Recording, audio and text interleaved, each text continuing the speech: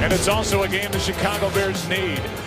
How about the Green Bay Packers and what they're trying to do, trying to beat the Chicago Bears for the 6th consecutive time. And for more on the mindset of the Packers, let's go down to the field and Pam Oliver. Well, Joe, Packers head coach Mike McCarthy turned to boxing to inspire his players. At last night's team meeting, he showed video clips of the inspirational bout between Muhammad Ali and George Foreman from 1974. He said he appreciated Ali's heart and his strategy in that match, avoiding turnovers, penalties, and defending Bears special teams ace Devin Hester was also stressed. No rope-a-dope, though. McCarthy wants the Packers to be the ones doing the punching. Joe? All right, so the Green Bay Packers, who have won 11 straight within their own division, that is a franchise record. Will try to make it a dozen. And they'll try to do it on a 45-degree day with the wind 10 to 20 miles per hour, cloudy, no rain, and it is a sloppy field here in Chicago. Bears are used to that. It's a slow track. Glad you're with us today on Fox. The Bears will start at their 20. And as they do, they will bring with them the 28th ranked offense in the National Football League. And a quarterback at the center of it all who is in the category of you just don't know what you're going to get just about every time he drops back. Well, and that's right, Joe. I think that Jay Cutler's season has been somewhat up and down, a little bit like this football team. But I think Lovie Smith said it very well when we visited with him that, you know, this team really is going to go as far as Jay Cutler allows them to go. Alshon Jeffrey and Brandon Marshall start on the outside. And a handoff is to Forte. To go back to what you said, as you look at this offense and 3 different offensive line starters for the Chicago Bears, and when these two teams met in week 2, and that includes the first NFL start for the rookie James Brown, Cutler said, we want to and need to run the ball 40 times in this game, so we will see a lot of Matt Forte and Michael Bush. I think they want to do that to take obviously some pressure off of Jay Cutler, but also to help this defense out, keep Aaron Rodgers on the sidelines. Here he is again, and a nice play and a nice gain on second down. Out across the 35 to the 36, Morgan Burnett on the stop, and a 14-yard burst by Matt Forte. Gabe Karimi here, the right guard. He's one of those offensive linemen that are starting at a different position the last time these two teams met in week 2. He gets a good seal and then follows in behind the fullback, Evan Rodriguez, and a heck of a way to start the game here for the Chicago Bears offensively. 7.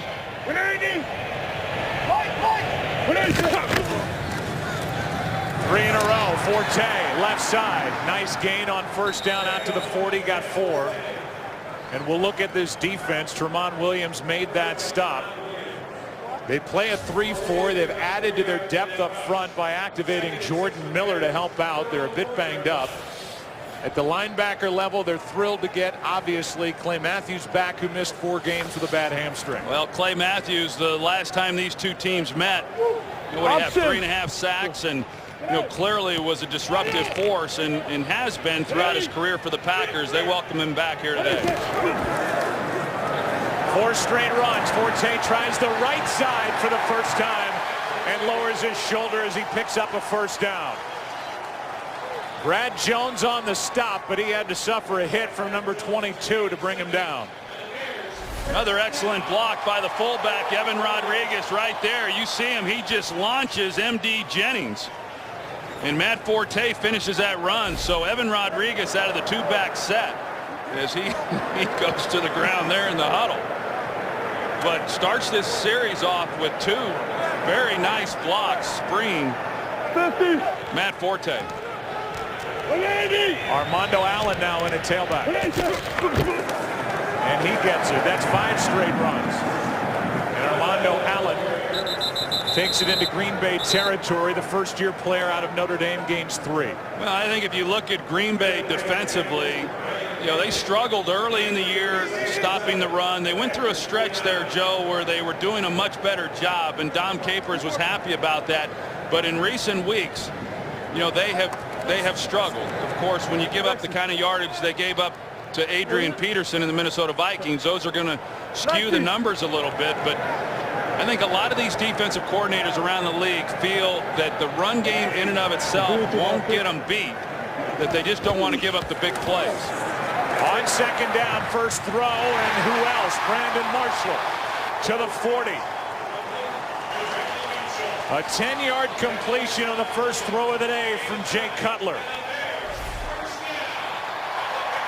Well, we saw Brandon Marshall's comments coming into this game, and one of the things that he was upset about is that he didn't feel that he got one-on-one coverage in that first matchup against the Packers, and the Packers were gloating a little bit by the fact that they held him to just 2 receptions, one-on-one outside on Tramon Williams, and they get the first completion.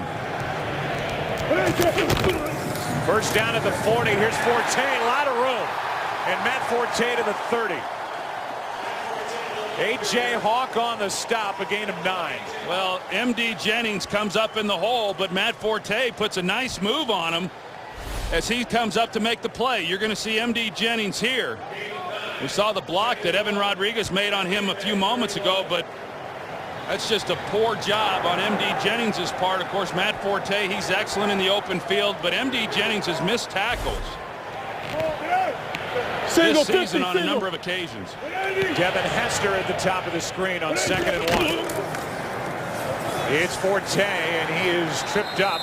No gain on the play. It'll be 3rd down and maybe less than a yard, but 3rd and short coming up. First 3rd down for the Chicago offense on this opening possession.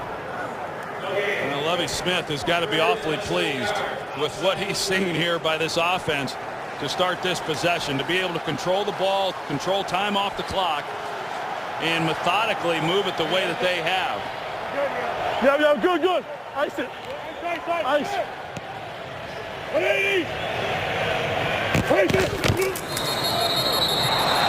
And that play never got going. Bad news for the Packers because Raji got right through there.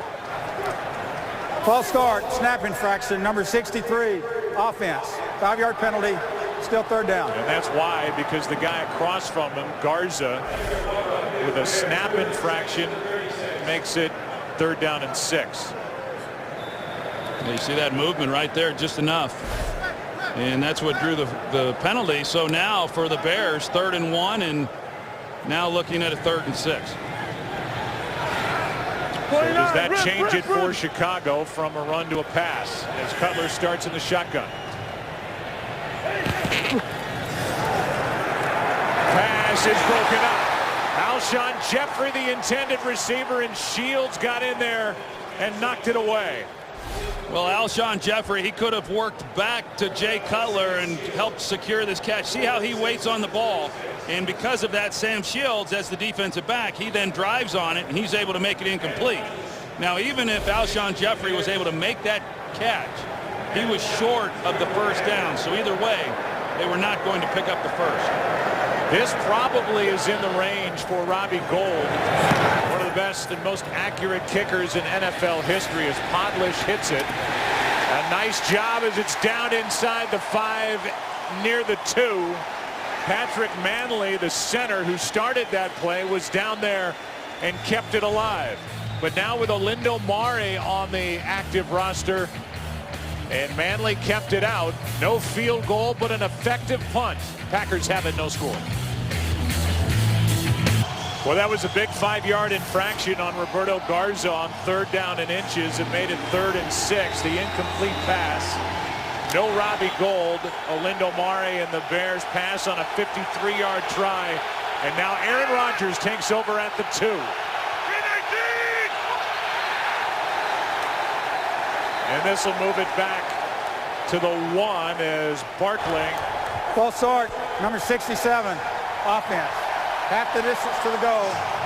1st down. Who's making his 2nd straight start at right tackle, started too soon. Yeah, and I don't think Aaron Rodgers was trying to use hard count there, but this is a good place on the field for the quarterback to do that because you're backed up, you're on the 1-yard line. If you use hard count, you get 5 yards. If you draw your own guys off sides, you're not giving up much because they can only move at half a yard.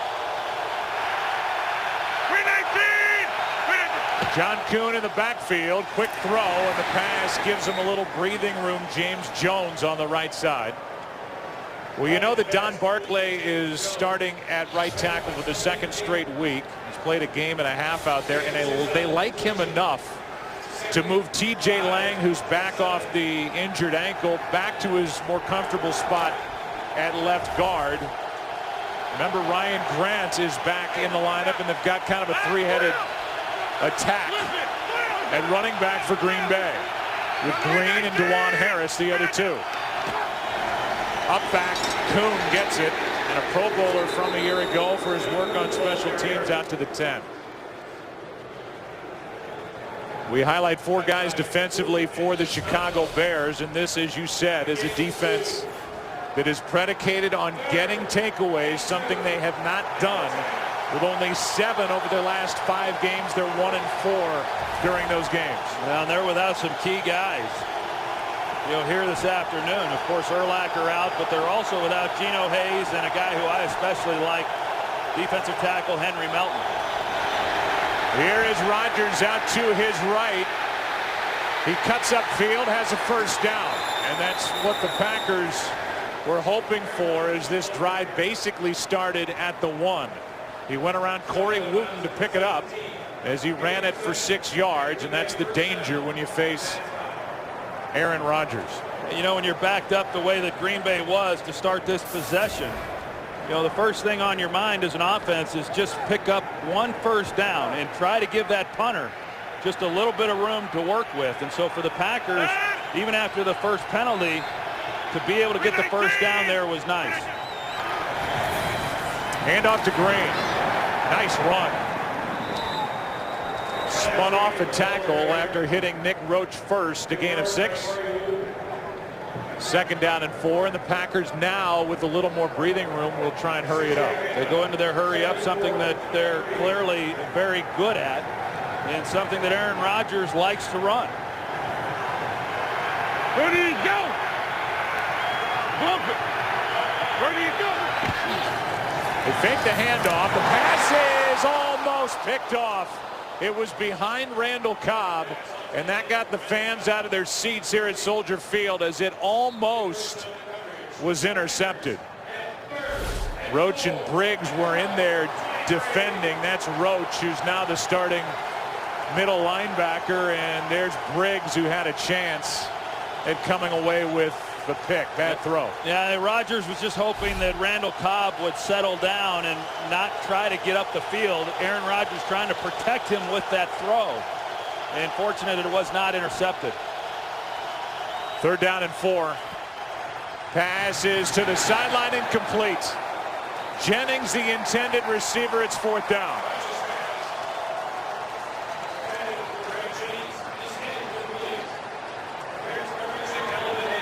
But if nothing else, that 1 first down gives Green Bay a little bit of room for this punt from Mastay with the always dangerous, and that's why 17 career kick returns for touchdowns. The always dangerous Devin Hester. This is big. One of the Chicago Bears did not get off the field.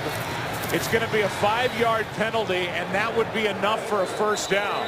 Looked like it was Blake Costanzo, Joe, that could not get off the field. Wasn't even close. Costanzo was running, trying to get off, and this 5-yard penalty will bring the Green Bay offense back onto the field. Take a look. 12 players, defense. That's a 5-yard penalty from the previous spot, and it is a first down, Green Bay. Dave Toub, who is the special teams coordinator, trying to get Costanzo off the field. Costanzo's playing more now because, as you mentioned, the linebacker Geno Hayes is out with a bad knee. Well, Costanzo's not happy about it. There was a lack of communication. It looks to me, Joe, based on his reaction, that it was a lack of communication from the sideline, and that's a huge mistake. As you said, a big penalty. The defense makes a big stop against an excellent offensive football team, and now they have to go right back out onto the field and try to do it all over again. I can guarantee you every one of those defensive players highly upset right now, including Costanzo. You could see Hester acting as if he was trying to call a timeout, didn't get it, as he was watching it with us. Rodgers in trouble. Down he goes. In the arms of Corey Wootton. A loss of 4, and for Wootton, that gives him 6.5 sacks. Well, it's a great job on the outside. They get the pressure on the inside, but look at the defensive ends and how they maintain their position and keep Aaron Rodgers in the pocket, and that's really the key. You know, in talking with the Bears, they said when Aaron Rodgers has gotten outside the pocket on them, he has created a lot of problems. That time, even with a little room to maneuver, they maintained rush discipline and kept them tight in the pocket. On 2nd and 14, pass is behind Jermichael Finley. And now 3rd down and long as the Bears try and get another defensive stop. Well, the Bears came into the game wanting the Packers to run the football.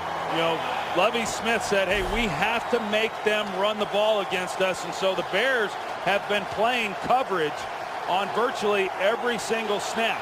Packers still trying to still trying to throw the ball against some of those coverage looks. 3rd down and 14. Rodgers just gets rid of it. Pressured by Lance Briggs.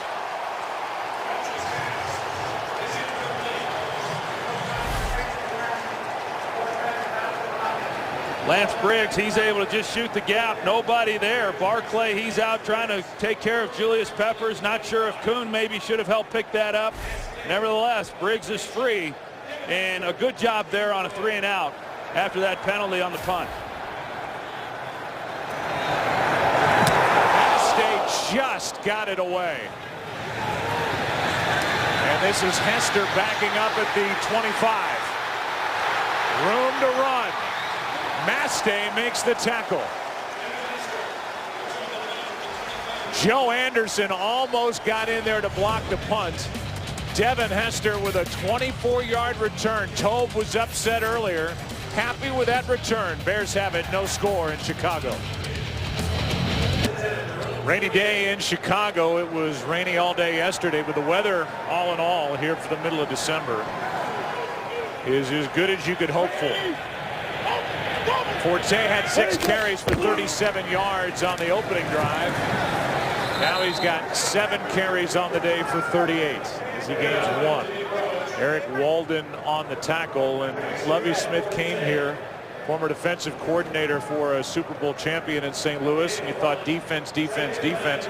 That's been great, but look at where the Bears have ranked offensively since he took over in 04. Well, that's been the problem. I mean, defensively, they've been pretty dominant during his tenure, but it's proven itself out that, especially in today's game, you better be better offensively than the Bears have been if you're going to win. Here's Raji making a play. He got help from Burnett, but B.J. Raji, who impressed you on tape from a week ago in their win over Detroit, just got right through. Yeah, B.J. Raji last week was outstanding. I thought he had a real impact in that game, and in talking with Mike McCarthy, he felt it was his best game of the season, and he's able to win on that play on 2nd down and come up with a big loss. Yes. Now 3rd down and 13. Matt Forte split out wide to the top of the screen. Cutler trying to pick it up with his legs, will not. And it was Brad Jones who got in there to make the stop. And before a punt, we'll go for a game break. Here's Kurt Menefee. Well, a bad start for the Giants at Atlanta. 2nd play from scrimmage. Eli Manning gets picked off by Asante Samuel. 4 plays after that, Michael Turner scored to make it 7-0 for the Atlanta Falcons. The Giants went back downfield, missed a field goal, so 2 missed opportunities, and Atlanta's marching again, up already a touchdown. Joe? With a record of 11-2 and firmly entrenched as the #1 seed in the NFC. The Atlanta Falcons coming off a loss to Carolina. Fair catch by Randall Cobb. So the Packers will have it for the 2nd time after a 33-yard punt. No score. Sponsored by Bud Light, the official beer of NFL fans. Here we go.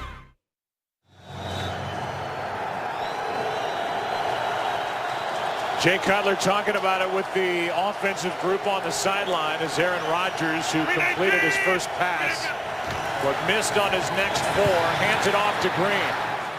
And Alex Green has been getting better and better, and as he has gotten better, so has the overall run game.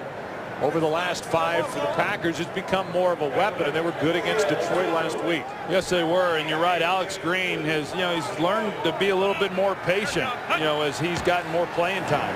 Here he is again, and he's got a first down. Good hard run by the former standout at Hawaii, who averaged over 8 yards a carry in his senior season. Yeah, and I think that's one of the reasons why patience was a struggle for him, was because he was such a big play running back, there at the University of Hawaii, that then you get to the NFL and you think you're going to still have those big runs. But once he learned that not every play is going to go for 10 yards, he's become a much better runner. 5-3 to Mike. Rush. 5-3 to Mike.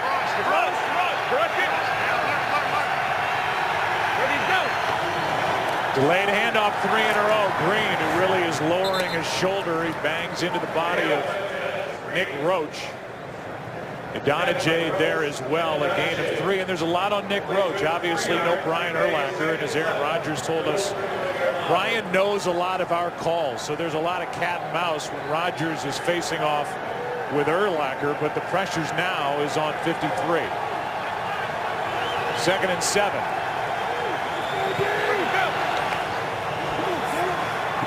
Rodgers out to his right for Green. Nice play out there on the edge. And it was Moore who made it, a loss of 1. I talked about Lovie Smith really wanting the Green Bay Packers to run the football, and because of that, they're playing a lot of coverage, and the Packers come out and they do run the ball, but ultimately it comes down to what happens on 3rd down. And Lovie Smith feels that even if the Packers have success today running the football, that in and of itself is not going to be good enough for them to win the game. On 3rd down, Rodgers steps up and gets sacked for the 2nd time. The defensive ends, Wooten and Peppers, were in there, and with Urlacher cheering from the sideline, their 2nd sack. Well, Julius Peppers, you're going to see against Marshall Newhouse, he drives him back, and then as Aaron Rodgers starts to step up in the pocket, he comes off the block, and he's there to help make a play. And Julius Peppers, who's had a decent year, not a great year, this is the time of the year and the type of game where they need him to play big, and he makes a nice play. Aaron Rodgers is the most sacked quarterback in the NFL. And he's been sacked 2 more times today on 2 possessions. Lattimore taps it, 43-yard punt. 3rd possession for Chicago. Divisional game, no score. 44 times Aaron Rodgers has gone down in the arms of the opposition. And for Chicago, Troy, even though there is no score, it's been a pretty good start. They've been able to set the tempo of this game. They had a 5-minute drive to start their day, and looks like they're going to hold Green Bay scoreless in the opening quarter. As Cutler goes big for Forte, and off his right hand, incomplete. Good coverage downfield by Brad Jones, who was there step for step. Yeah, the Bears got the matchup they like. They split out Matt Forte as a wide receiver, and that forces then Brad Jones, the linebacker, to come out in coverage with no help. And Matt Forte last year, he was their leading receiver. And so he's very good at a lot of things. Certainly a good runner, but he's a good route runner also, and he catches the ball very, very well. Last year, he was about all they had. At least they brought in Brandon Marshall, and now he's getting most of the work himself. Here's Forte. Penalty flag flies. Looks like a hold. As Forte over the left side gets 7. Holding number 72, offense. 10-yard penalty. Still 2nd down. It's Gabe Karimi, who was drafted as a left tackle. Now he's given it a go at right guard.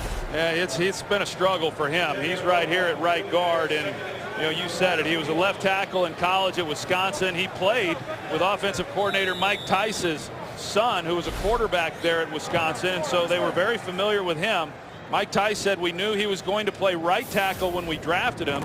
He played last year and then had a knee injury and missed the rest of the season. Struggled this year, lost his job, and then they moved him to right guard when Lance Lewis went down, but it has been a tough year for number 72. Now 2nd down at 20. They set up a screen for Allen. Armando Allen lowers his shoulder, and a nice pickup on 2nd and 20 of 16 yards as Casey Hayward makes the stop. And that's going to take us to the end of the first quarter. Well, Brandon Marshall, he's going to get a lot of balls thrown to him when the Packers know it, so he's going to attract a lot of attention. With him on the opposite side of the field, they come back the other way with a screen to Allen. That's a nice pickup to make this a manageable 3rd down. It'll be 3rd down and 4 at the start of the second quarter here in Chicago. No score. Fox NFL Sunday returns after this from your local Fox station. There's 2 of the 3 key inactives for Green Bay. They thought earlier in the week this might be the reintroduction of Charles Woodson into this defensive lineup for the Packers, out with a broken collarbone since the 3rd week of October, but it's going to be another week. And on 3rd down and 4, a sack for the Green Bay defense. The first guy there was Mike Neal, but he had help, a loss of 8, and it's 4th down.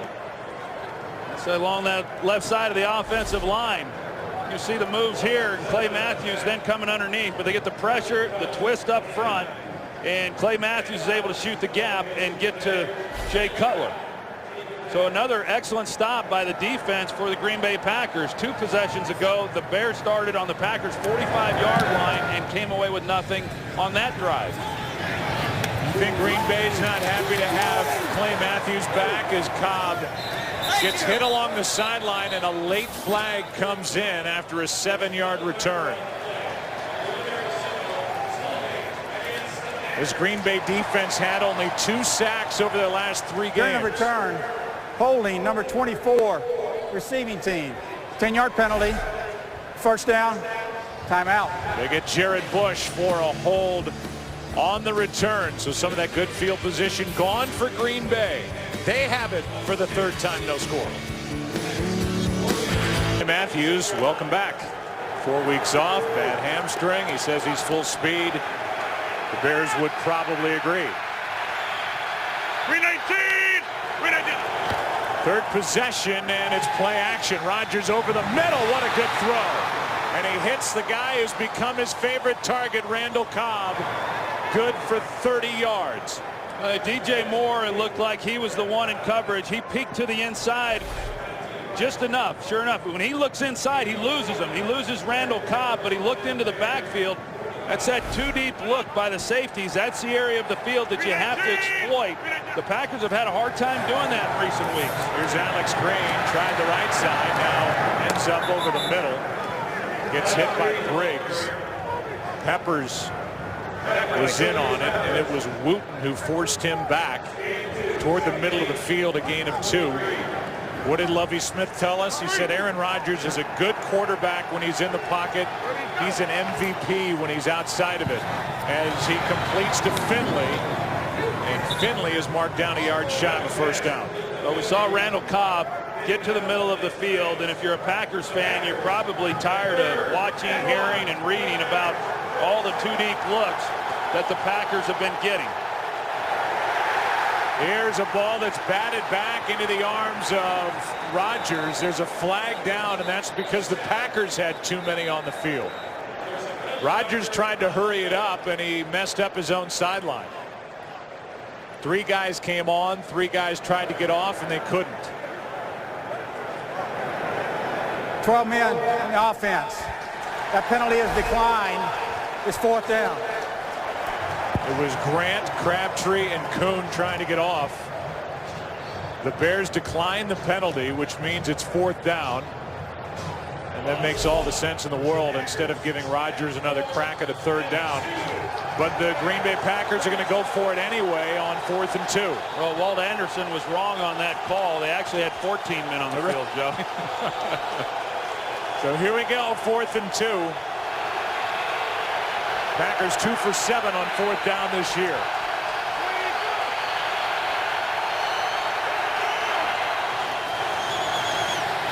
Rodgers finds Finley, who's got a 1st down.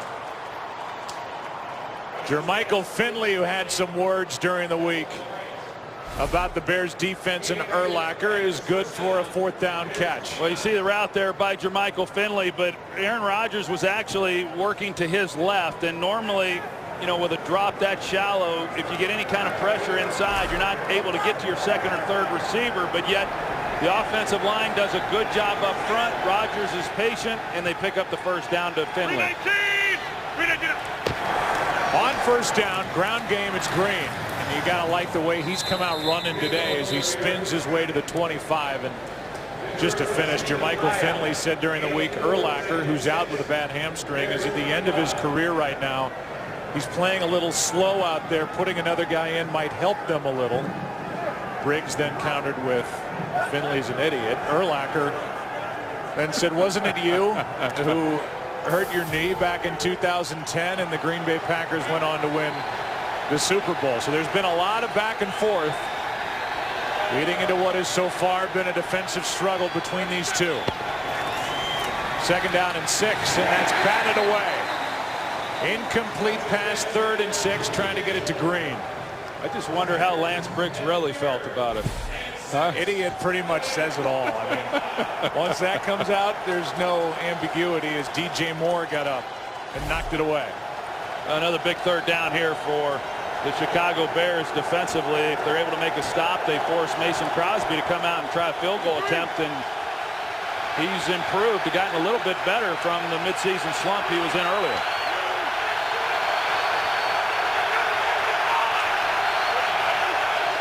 On 3rd down and 6. Pass is off the hands of Randall Cobb. Rodgers had him wide open, and he looks back at that area. Led him a bit too much. It's 4th down. It's a good route designed by the Green Bay Packers. They put one receiver down the middle, and that pulls the safety to that side.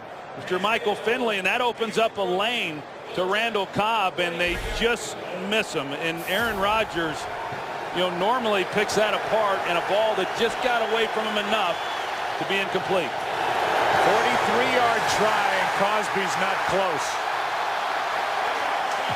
And I don't know if that kick was that bad or if somebody got a hand on it, but that's about as bad an effort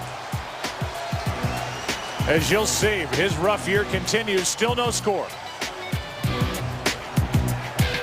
The patience and the allegiance that Mike McCarthy has shown toward Mason Crosby has been almost impossible to believe. As a handoff to Forte gets nothing.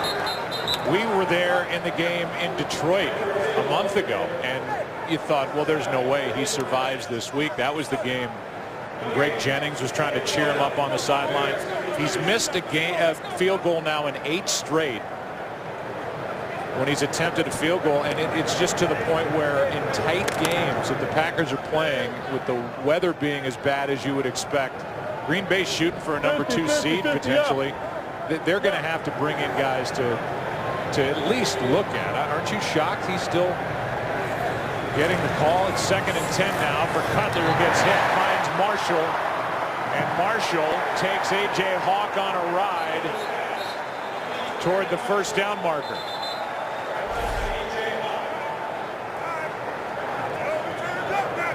Again, B.J. Raji gets a hand to the face mask, and the referee, Walt Anderson, he's not even looking at it. He's not looking at the end of that play. Had he have been looking at the quarterback, his job is to protect the quarterback, and had he have been watching through the end of the play, he would have seen the hands to the face mask, and there would have been an additional yardage tacked on to that play. I think to your point, Joe, as far as Mason Crosby and Mike McCarthy, yeah, it is somewhat surprising. Remember, I played for a coach in Jimmy Johnson who let kickers go all the time. If 1st down Chicago. If he thought for a minute that a guy didn't have confidence in himself, he wasn't around very long. And, Mike McCarthy says that Crosby's very confident, but I know the guy's dying inside. He has been struggling, and when you're struggling and thinking about everything you're doing in the process of trying to make a kick, it is hard. Now, as they move through this month, Joe, if it does not get better, I can't imagine going into the playoffs with the uncertainty that Mason Crosby has shown throughout this year. Here's Forte. A.J. Hawk on his back, a gain of 3. Let's go to Kurt for a game break. All right, the Redskins, one of those teams trying to keep pressure on the Bears for a playoff spot. Kirk Cousins, again, starting for the injured RG3, throws the touchdown pass with a little help from Leonard Hankerson. 54 yards on the score. It's all even at 7 as they get ready to start the 2nd quarter. Joe, Troy, and Pan. Yeah, Curtin not just trying to keep pressure in that wild card chase, but in the NFC East, the Giants are losing 14-0 in Atlanta, so that division is anything but wrapped up. It comes down to the divisional record beyond head-to-head. The Giants are on the short end of that one. Here's Forte. Nice run. Gets to the edge and lowers his shoulder into Jennings. A big run by number 22 of 22 yards. Well, Sam Shields is in a position. You're going to see him bounce it all the way to the outside. Sam Shields is the corner. He comes up. He misplays it. And he's unable to make a play. And because of that, you get a lot of extra yardage. And then a face mask at the end of this play is going to tack on additional yardage. It happened away from the tackle. They said 93, I believe, which is Walden. And so Walden, somewhere away from that tackle, got the face mask of a Chicago Bear, and that's going to move the ball to around the 17-yard line. There's Walden. I still don't. Well, there at the very end, maybe there was something. There must have been. It certainly was not on the tackle, you know, for the Packers against Matt Forte, but really a nice run by Forte. And as I said, last year he was about all that they had, and I still think he's one of the real dynamic players in this league. Allen in the backfield, delayed handoff to him. And Armando Allen takes it to the 15, gets 2. That was a 22-yard run plus a 15-yard penalty, and this is the first time either team's been inside the red zone.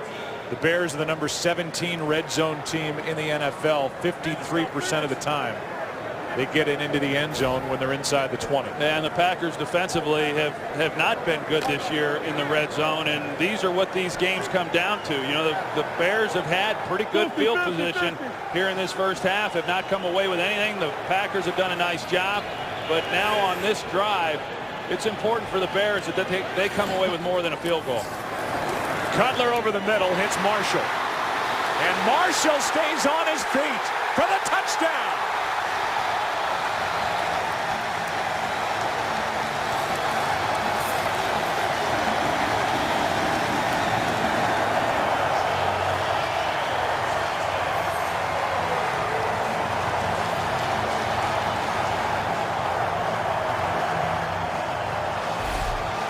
Well, Brandon Marshall, he's going to work to the middle of the field.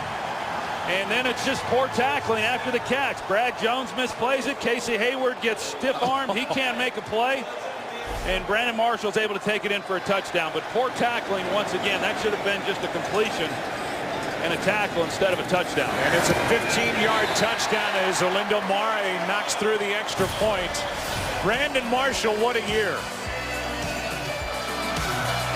Leads the league in receptions, now has his 10th touchdown reception.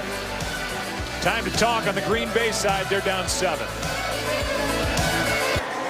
What a great first year for Brandon Marshall as a Chicago Bear. 44th career touchdown catch. 22 have been from Jay Cutler. They were together in Denver. They're together in Chicago, and Marshall, over 100 catches on the season, now has 10 touchdown receptions. Here's Cobb, what a play. Joe Anderson. That was one-on-one, and Joe Anderson just put him to the turf. That's a $5,000 throw for number 15. And a souvenir for that guy. It didn't cost him a dime.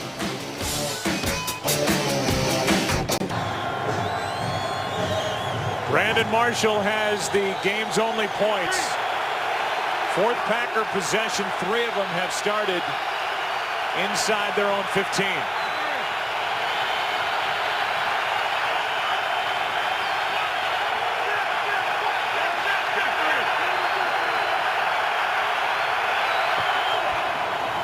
Pass is caught by Jennings. Got around the initial tackle by Kelvin Hayden, and Jennings is out of bounds up near the 30. Nick Roach forced him out, but an 18-yard completion to start the drive. Joe, you mentioned Urlacher not being in the game in the cat and mouse game between he and Aaron Rodgers. You're going to see Nick Roach. He's the one who's orchestrating it this time for the defense, and When Aaron Rodgers saw the defense started to check the play offensively, then the Bears countered that, but advantage went to the Packers on that play. Handoff is to Ryan Grant. Grant welcomed back with open arms prior to last week. Got a big ovation when he checked into the game against Detroit. And a guy who had a couple of 1,200-yard rushing seasons back in 08 and 09. And Aaron Rodgers said, look, I trust him. I trust him in December games, and I would trust him in the playoffs to protect the ball and get big yards. Well, that was just his third carry of this season. 2 with the Packers, had one earlier for the Redskins.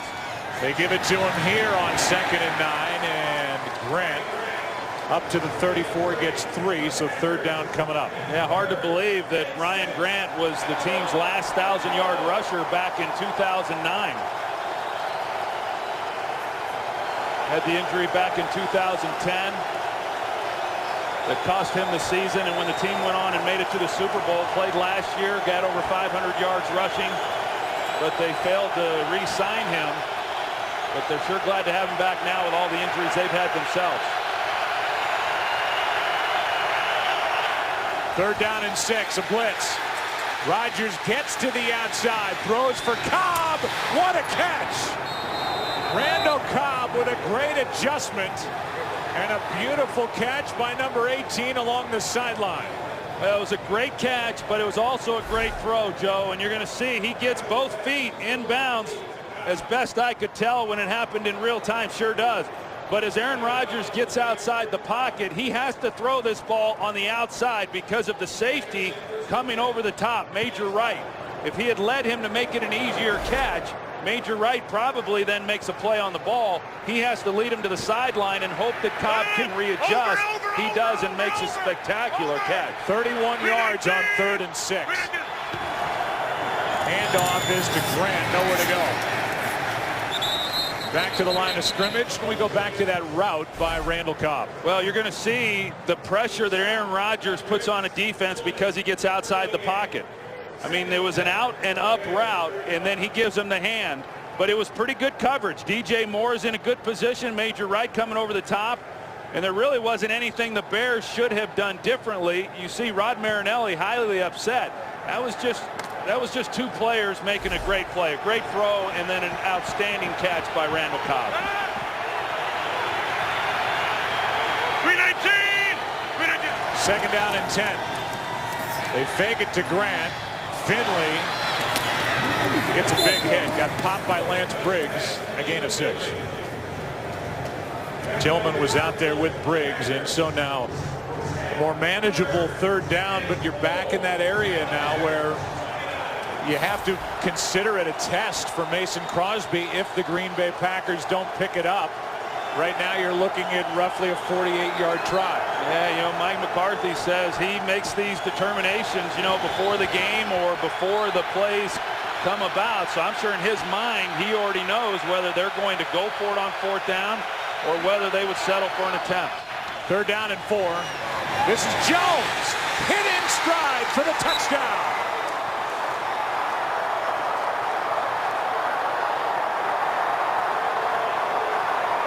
That is the 10th touchdown reception of the year for James Jones, and he could not have been hit any more in stride than he was by Aaron Rodgers. Well, Kelvin Hayden, who's playing for the injured Tim Jennings, he lunges at James Jones off the ball.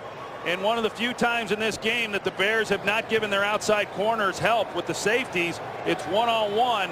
And James Jones gets right by him, and another beautifully thrown ball by Aaron Rodgers. 29-yard touchdown to Jones, who had only 1 touchdown catch over the last 4 games. And wouldn't you know it, the Chicago Bears go down the field and score on that beautiful 15-yarder to Brandon Marshall. And now Aaron Rodgers and James Jones answer, tied at 7. There's the drive, 7 plays, 89 yards, and number 89 makes the catch. 29-yard touchdown catch, and for Green Bay, they've specialized in those. Hayden was beaten, so he gets a conference on the sideline. That's now 17 touchdown passes of 20 or more yards for the Green Bay Packers and Aaron Rodgers. That leads the NFL. Hester will take it out. Starting in the back of the end zone, and he will get to the 20 and beyond, and then he throws his right hand in the face of M.D. Jennings. A pretty good return by Devin Hester. So we welcome you inside our broadcast booth. I'm Joe Buck. That's Troy Aikman, and if we talk big picture, you talk about Chicago and what they need to accomplish here today. A 7-1 start, and they're no lock to make the playoffs here in 2012. Well, they've got the pressure on them, there's no doubt, and I think defensively, as we said coming in, a lot made of the takeaways they had through the first 8 games of the season, and not as many here recently. But the Bears go down, get the touchdown to Brandon Marshall, and the defense does not make a stop. And I think that's the thing that really good defenses are able to do. Matthews got in there in a flash, did not make the tackle, but basically stopped the play as Matt Forte gets no gain. And Clay Matthews, and the way he can disrupt an offense and timing, there's nobody like him. Well, I think that a lot is made about what they miss from him as a pass rusher and how their sack totals go down. But you know what? The rushing yardage against them went up when he was not on the field as well. And so he's an impactful player, both rushing the passer and playing the run. A lot of pass rushers, a lot of the great pass rushers are not as good against the run as Clay Matthews is. Defense getting a good jump off the snap. And Forte gets hit in the backfield, lost 2. Clay Matthews, Troy, is in there again to make that play. And you bring up a good point. He's a great pass rusher, but does not forget to play the run. It's 3rd and 12. No, and he kind of shows his strength. You're going to see him here. He's working against the tight end, Spaeth, and you see how he plays him, locks him out, and then is still able to get off of that block and make a play. I mean, that's a heck of a play there. It's one thing when you're making plays and you're not really being blocked, but when you're able to hold off a tight end, Matt Spaeth, the way that he was able to, and then make a play on the ball carrier, it's good work. Wide receiver screen, and that ball comes out. It's recovered by Chicago as Brandon Marshall had it knocked out by Burnett. And it was Jonathan Scott, the right tackle, who avoided the turnover. Well, Jonathan Scott, he goes right to it and is able to get on that, and that's a huge recovery. And for the Bears to be able to punt this ball away. Cobb will wait for it off the right foot of Adam Podlish, who was in danger of losing his job about 5 weeks ago. Low snap, angles it, drives Cobb to the sideline with a fair catch just outside the 25. The drive will start at the 26 in a 7-7 game just outside the 2-minute warning. And on January 4th, it's the AT&T Cotton Bowl Classic. 11th ranked Texas A&M and the Heisman Trophy winner Johnny Manziel takes on 9th ranked Oklahoma. How about that redshirt freshman for the Aggies, Johnny Manziel, first freshman to win the award, and one of the real electrifying players in college football, and he will be on Fox on the 4th. Well, I always like when these guys emerge that there wasn't much of a campaign behind or much expected from going into the year, and that certainly is the case with Johnny Manziel. I mean, he came onto the scene probably when they beat Alabama, but I think it was well deserved. There were other guys that were deserving, but congratulations again to him. They fake the handoff and now throw it to Alex Green, and he got walloped along the sideline by Briggs. Boy, Lance Briggs, what a year he has had. You know, he's like a lot of these guys who you keep waiting for them to slow down, and yet he's timeless. I mean, here he is coming across the field and putting a big hit on Alex Green. 2 minutes. 2 minutes left in the half in Chicago, tied at 7. Second down and 3. 2 minutes left. Each side with all 3 timeouts. Rodgers specializes in this 2-minute offense. Throws it out of bounds. 3rd down coming up. Well, we've watched the Bears defensively, as we've talked about, that they really have wanted the Packers to run the football, and they've given them a lot of coverage to try to persuade them to do that. But in typical Mike McCarthy fashion, they've continued to do the things that they feel that they're best doing, and that's throwing the ball. And the one time they kind of catch the Bears one-on-one outside. They get the touchdown to James Jones. Of course, here with under 2 minutes to play, you know, the Packers are going to throw the football. Rodgers is sacked. Julius Peppers got him. Well, Marshall Newhouse, the left tackle, he tries to get Julius Peppers on the ground, and he goes low on him, and Peppers is just able to run right past him and get the sack. Chicago spends a timeout. Plenty of time left as we're tied at 7. 3 sacks in this opening half for the Chicago defense. 1.5 belong to Julius Peppers, the team leader, with now 8.5. As Hester is just happy to cleanly catch that punt. What's coming up at halftime? For that, we check in with Kurt Menefee. Coming up on the Visa Halftime Show, we'll get you all caught up on a great day of action in the NFL, including a huge AFC matchup as Peyton Manning and the Broncos visit Baltimore, and Houston tries to bounce back against Andrew Luck and the Colts. We'll see you on the Visa Halftime, and these guys will be working. They look alert today. Jimmy didn't have his feet up on the desk, and he put those nachos under the table again, though. First down for Chicago. Good field position to start. Cutler sits in the pocket and throws a pick right to Casey Hayward. Hayward has got room to run. And that could not have been more in the direction of the rookie who now has 6 picks. I mean, Cutler put it right in his chest. Hayward gets the turnover. I don't know what Jay Cutler saw, but Casey Hayward is in the slot. He's in zone coverage. You're going to see him here. And he carries the slot receiver to the middle, but then he comes off of him, and Cutler throws it, you know, right to him. I mean, you're going to see Hester as he works to the middle of the field. The ball was behind him. Had he have led it to where Hester was going, I mean, it's a pretty good completion. He double clutches it there, and so obviously just a miscommunication between he and Hester, and that's one of the reasons why he throws the ball so much to Brandon Marshall, because he has confidence that Marshall's going to do what he expects. And whatever happened, whether Hester was not supposed to run that move to the middle, it certainly appears that way based on the reaction by Jay Cutler, but a huge turnover by the Bears. Cobb starts this play in the backfield, and he gets it coming out of the backfield. Minimal gain. So for Cutler now 14 interceptions, and as we came in talking about the Bears defense, they lead the NFL in takeaways.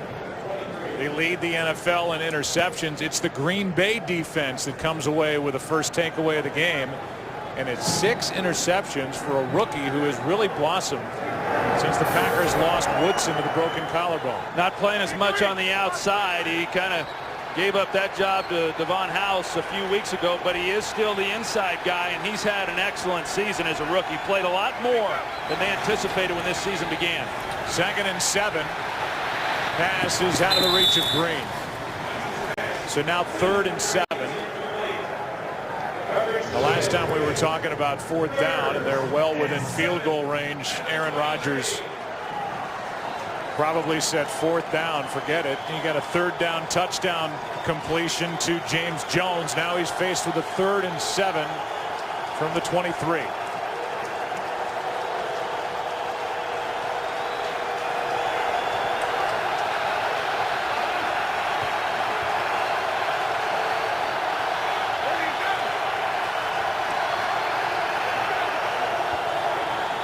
Just 4 men on the rush. Pass caught. First down at the 10. Randall Cobb for 13 yards, and Cobb continues to pile up the yards. That's horrible defense by DJ Moore because they're playing outside help with the safeties. The middle of the field is where you're vulnerable, and you cannot allow a receiver inside. You have to play inside technique. DJ Moore just gives Cobb the inside release, and that's about as easy a 3rd down conversion as you're going to get in that situation. 13 yards on 3rd and 7. Here's Green. 2 timeouts remaining for Chicago. 3 timeouts remaining for Green Bay, and they'll use 1 here. So now each side with 2 left. So So Lovie Smith watched a third down conversion on 3rd and 7. It's second down here in a tie game. Don't miss the two-night finale of the X Factor. First on Wednesday, the final 3 face off live for your vote. And then on Thursday, find out who wins the $5 million prize. The X Factor two-night season finale live this Wednesday and Thursday on Fox. Lovie Smith, he'd be thrilled to get out of this just giving up 3 points. This defense here, they've been good. They've been good in this part of the field.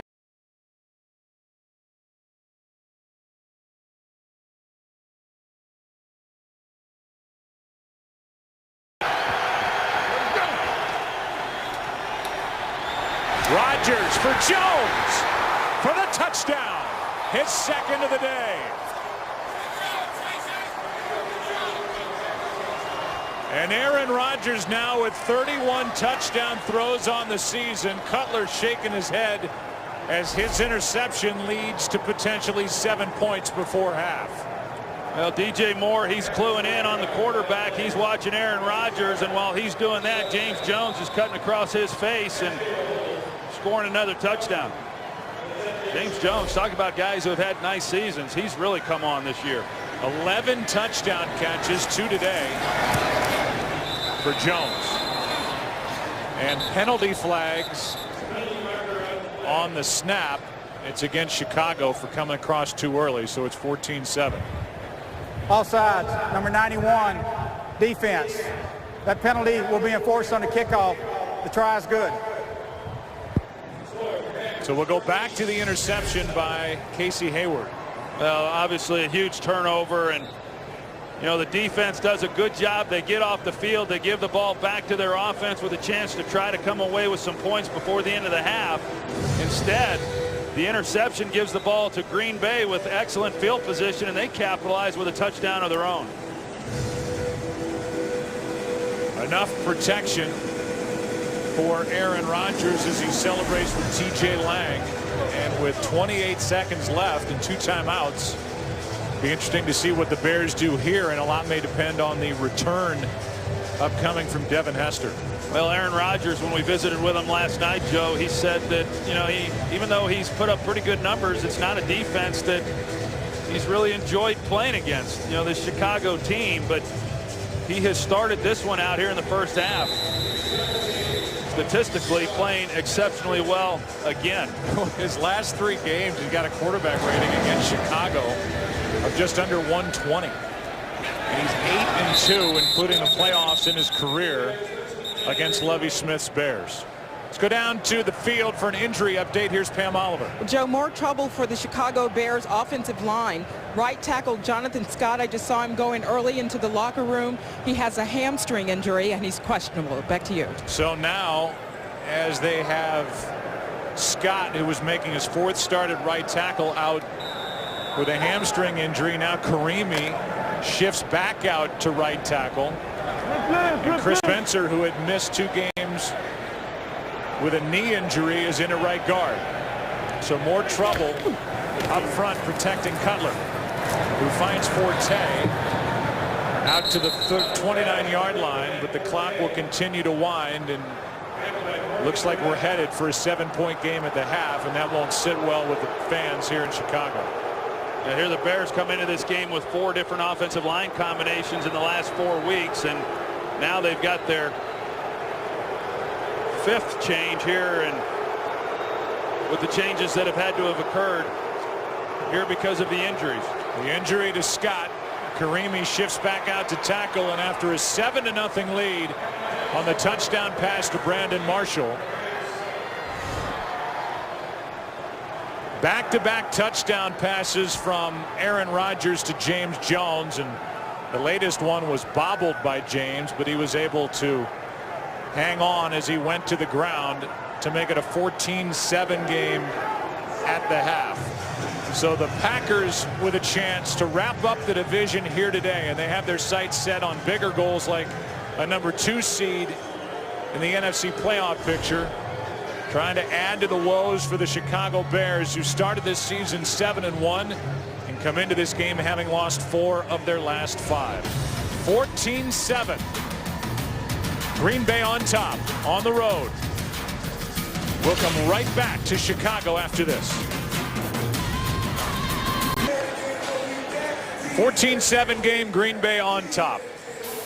And for the Chicago Bears, as we remind you, as we do every week, you can follow your favorite team all season long. Just go to itunes.com/NFL. The Chicago Bears are watching what's going on around the NFL in Week 15. Minnesota taking apart St. Louis. They're on their way to an 8-6 record.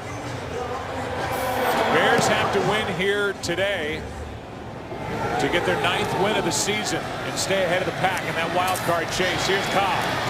And Randall Cobb is out to the 21. Let's get out of the field as we start this second half and check in with Pam Oliver. Well, Joe, talking to Lovie Smith, I asked him about that Jay Cutler pick. He said it wasn't really on Devin Hester. It was just a bad pass. They got good offensive news in that right tackle Jonathan Scott will return despite the hamstring. As for the Packers, Mike McCarthy just bothered by those sacks. Said it was a combination of things. It was the field turf and also maybe some miscommunication. He also said we were no huddle first half and we're going to stay that way the second. All right, Pam, thank you. 3 sacks in that first half for the Chicago defense.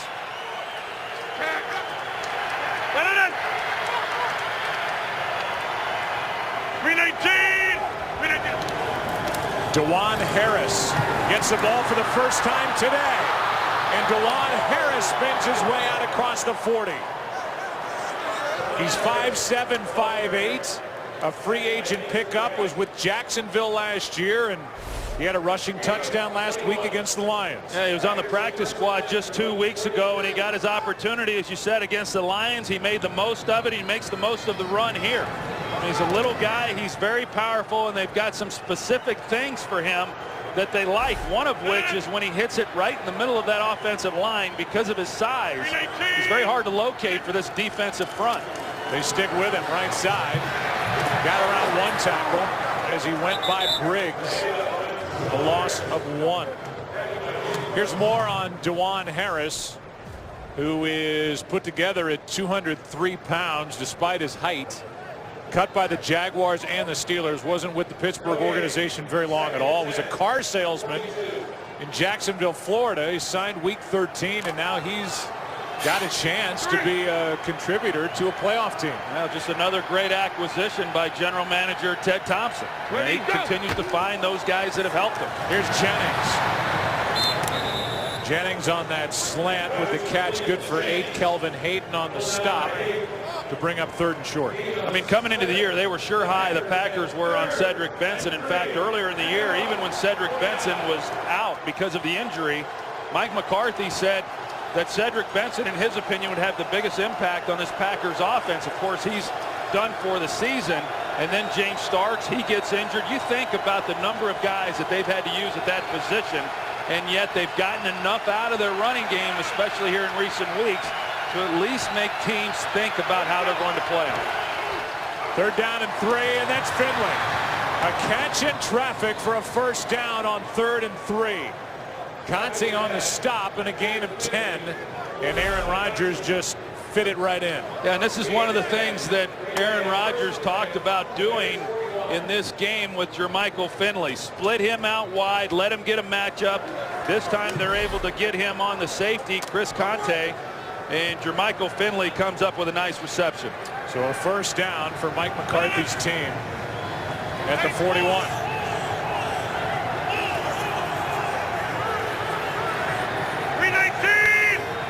DeJuan Harris back in the backfield. He gets it again.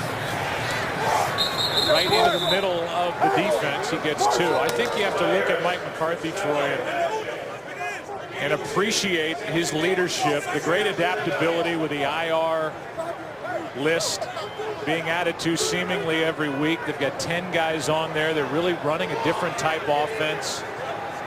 And you go back to the game at Seattle that they lost on that heartbreaking play at the end of the game. He just plows ahead, and they step in line right behind him. Well, you saw Aaron Rodgers there and talking to DeJuan Harris. This is kind of new for him in the no huddle. Rodgers looked that way, but then completes it to Jennings, who's got enough for a first down at the Chicago 30. And Aaron Rodgers talked about it. You mentioned it a little bit earlier in the game that, you know, he was a little nervous last week with DeJuan Harris because he is young, and was he going to protect the football? And McCarthy wanted to work him in some of this no huddle stuff. Quick snap count. Harris left side. And DeJuan takes it inside the 30, good for 4. In fact, Aaron Rodgers last week against the Lions, because he was concerned about DeJuan Harris potentially putting the ball on the ground, he was not carrying out his fakes, and he was following in behind Harris in case the ball came out, and the coaches graded him down. You know, when they go in on Monday and grade the players, Aaron Rodgers got marked down on a number of plays for not carrying out his fakes, and he just said, hey, so be it. You know, I'm going to be in a position in case something bad happens. 55, 53, 53. On second down, Rodgers throws for Jones, who's already got 2 touchdowns in this game, and a little bit too high through his hands. Third down coming up. And Aaron Rodgers is frustrated with himself for not completing this one, and it's been fun for me to watch Aaron Rodgers over the years, especially this year, because he's at that point in his career where he really is seeing the field very well, and he's so precise that he feels he should complete every pass.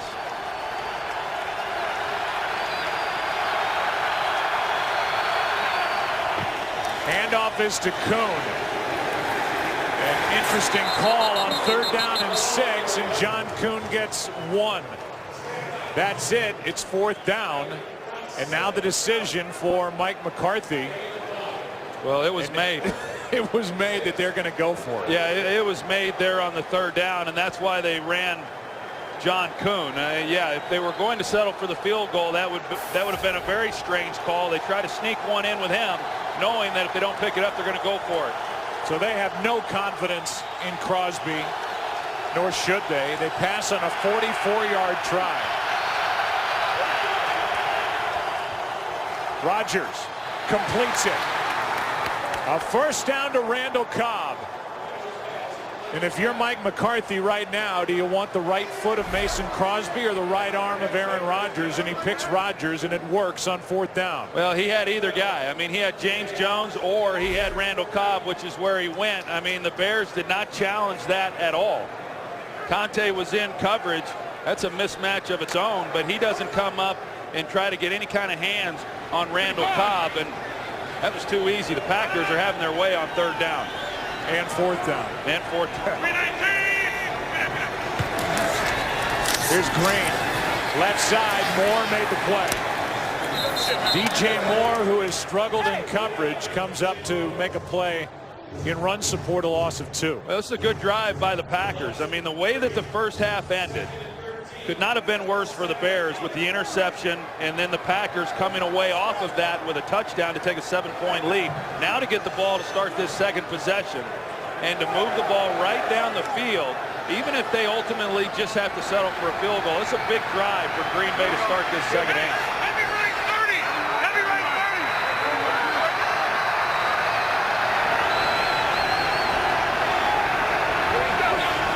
Second down and 12, quick throw, Jones, and it goes right through his hands. He had a block out on the edge from Jennings, but Jones didn't secure the catch, and now it's 3rd and 12. And the Packers do that. They run that play a lot. You know, they run Greg Jennings up. He's going to block here. And then if you get the slant route completed, if he catches that, there's nobody there. He knifes right through that. You see the space that he has. We've seen him run it a number of times in the games that we've been a part of. So now 3rd down and 12. Jordy Nelson just watching with the rest of us.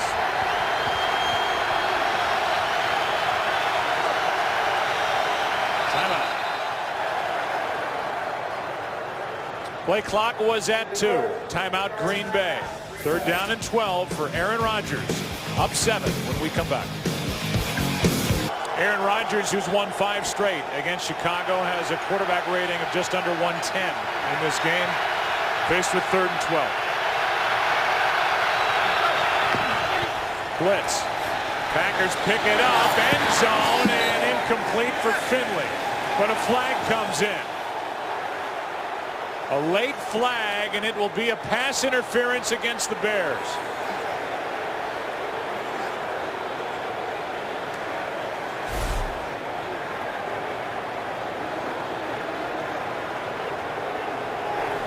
Pass interference, number 47, defense. Foul occurred in the end zone. Ball will be placed at the 1-yard line, first down. Looked like he grabbed the right wrist. Well, there was a grab there by Conte to the front jersey on Finley, and then there was also a straight arm by Finley. But what's interesting to me, Joe, is where the flag came from. It was not from the official who was standing right there on the sideline on top of the play. It came from right here. I mean, he's 25 yards away from where the throw was made, and he's the one who threw the flag. I find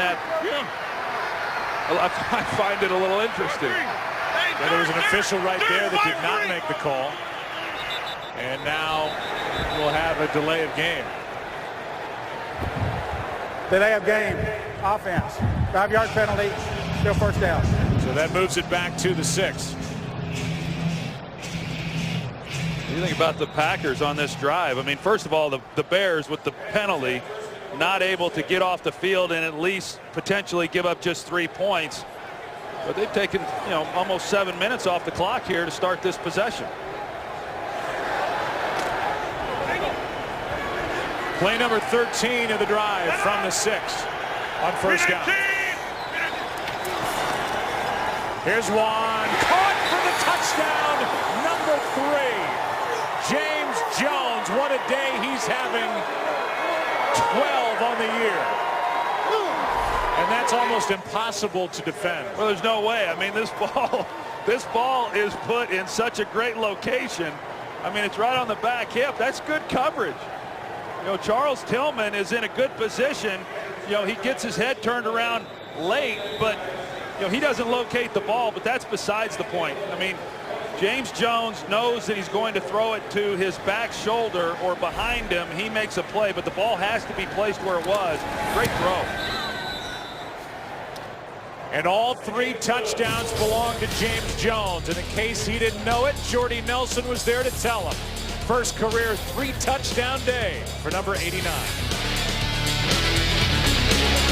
Well, do you think James Jones knew it when he woke up this morning that he would get on the team bus, end up at Soldier Field, and have a 3-touchdown day?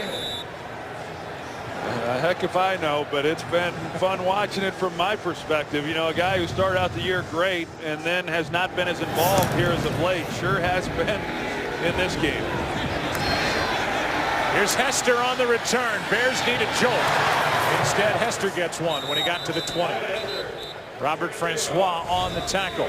The penalty by Kansi, the safety, set it up at the 1, then from the 6. Touchdown Green Bay, 21 unanswered points, up 14.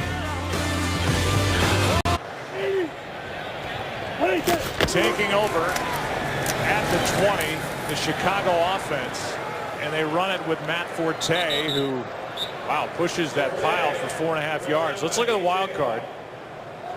And it's really important now for the Chicago Bears. Seattle's rolling, and they beat Chicago here in an overtime game a couple of weeks ago. So you've got Chicago, but Washington is going in trailing right now at Cleveland, but knocking on the door. Dallas plays later at home against Pittsburgh. Minnesota's winning big. A loss might all but eliminate the Rams as they are getting pounded by the Vikings. Here's Cutler with a completion on a nice catch by Forte. Pass a bit behind him, Hawk defending, and that catch gives Chicago a first down, a 15-yard completion. Well, Jay's going to try to fit it into some pretty tight spaces, and he's able to get this one into Matt Forte, but even that throw there was there's an element of risk with every throw that you make, but some a little more so than others, and there were some bodies there in the middle, but yet they make the nice completion to Forte for the first down. Out to the 40-yard line. Hand off to Forte. Pickett got in there to stop the play. And a loss of a yard. Let's go to Patrick O'Neill with a game break. All right, Joe, thanks very much. Well, Atlanta trying to close in on home field advantage, and Matt Ryan, seemingly knowing that the Giants have won in Atlanta 7 straight times, hits Julio Jones 40 yards and a touchdown. Julio going over 1,000 yards receiving for the first time in his career. Atlanta up 24-0 on the Giants. Joe, Troy, and Payne. So they're on their way to a 12-2 record in that #1 seed. Giants beat Atlanta 24-2 in the wild card round last year, but Atlanta having their way at home. 2nd down and 11 after that 1-yard loss by Forte. Cutler is not on the same page with Jeffrey. And we've seen a lot of that. And what you said earlier, Troy, is, I think, so dead on. The reason Cutler goes to Marshall so much is because he doesn't know where these other guys are going to be. Yeah, and you just go off of reactions from up here. And Alshon Jeffries, obviously a rookie. He came on early in the season, was doing some nice things. He had a broken hand, missed time, came back, knee surgery, came back last week. And it's hard enough for a young receiver, especially tough when you're missing the amount of time that he has. He's going to be a good player in this league, but they need some of these complementary players opposite of Brandon Marshall to step it up. Cutler in trouble on 3rd down, and he is taken to the ground. It's Mike Neal. Chris Spencer has been in at right guard. Gabe Karimi is out, and after that 1 first down, the Chicago offense will go back to the sideline. They see Brandon Marshall, and they've got 2 guys, Tramon Williams, and they bring Morgan Burnett over to him as well, and just nowhere for Jay Cutler to go with the football. The Bears have not converted on 3rd down today, 0 for 5. And this Bears team has somehow, Randall Cobb is able to hang on after that hit by Zach Bowman. This Bears team that started out 7-1 on the season, that lost 4 of 5 and trailed by 14. Jay Cutler talking to his quarterbacks coach Jeremy Bates. He was iffy at the beginning of the week. In fact, didn't finish last week because of a stiff neck when he got crunched in Minnesota. Mike Neal, who did not play last week in the Packer win over Detroit, got the sack. His 3rd of the year on that last series. And now Alex Green over the right side is swallowed up by Idonije, no gain. And after that sack, Cutler came off the field. And while we talk about, Troy, the guys on the outside and him not knowing where they're going to be for sure, the guys up front have not been able to protect him, and that's been the story for Cutler really since he's come to Chicago. And it's been a story for anyone playing quarterback for a while here in Chicago, and we showed how inept they've been for the most part under Lovie Smith on the offensive side of the ball, and a lot of that has had to do with the fact they've not been real solid up front. On 2nd down, pass is incomplete. Off the hands of Jennings, and Tillman was there, but could not get the deflection. Boy, Chicago needed that. Well, they've had a couple of opportunities today on some deflections to try to make a play, and they just haven't been able to do it. Now, as we know coming in, when the Bears have had less than 2 takeaways in a game, they haven't won. And they really need to get them in bunches in order to help out this team, and so far they haven't had one yet in this ball game. 3rd down and 10.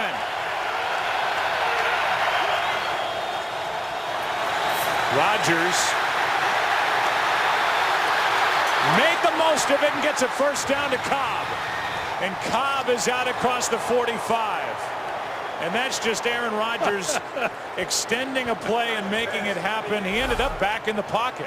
That was a lot of running around in about a 4-yard space, and then he keeps it alive and he finds Randall Cobb. And so the Bears said, we want to keep him in the pocket. Well, they did that. It just didn't help him any. What a play. And then when you see Cobb on the receiving end of it, you think about how he received that last punt and that hit that bent him over backward. They need Aaron Rodgers, and this offense needs Randall Cobb out on the field. That's a new Rodgers move. I'll have to ask him what that one means.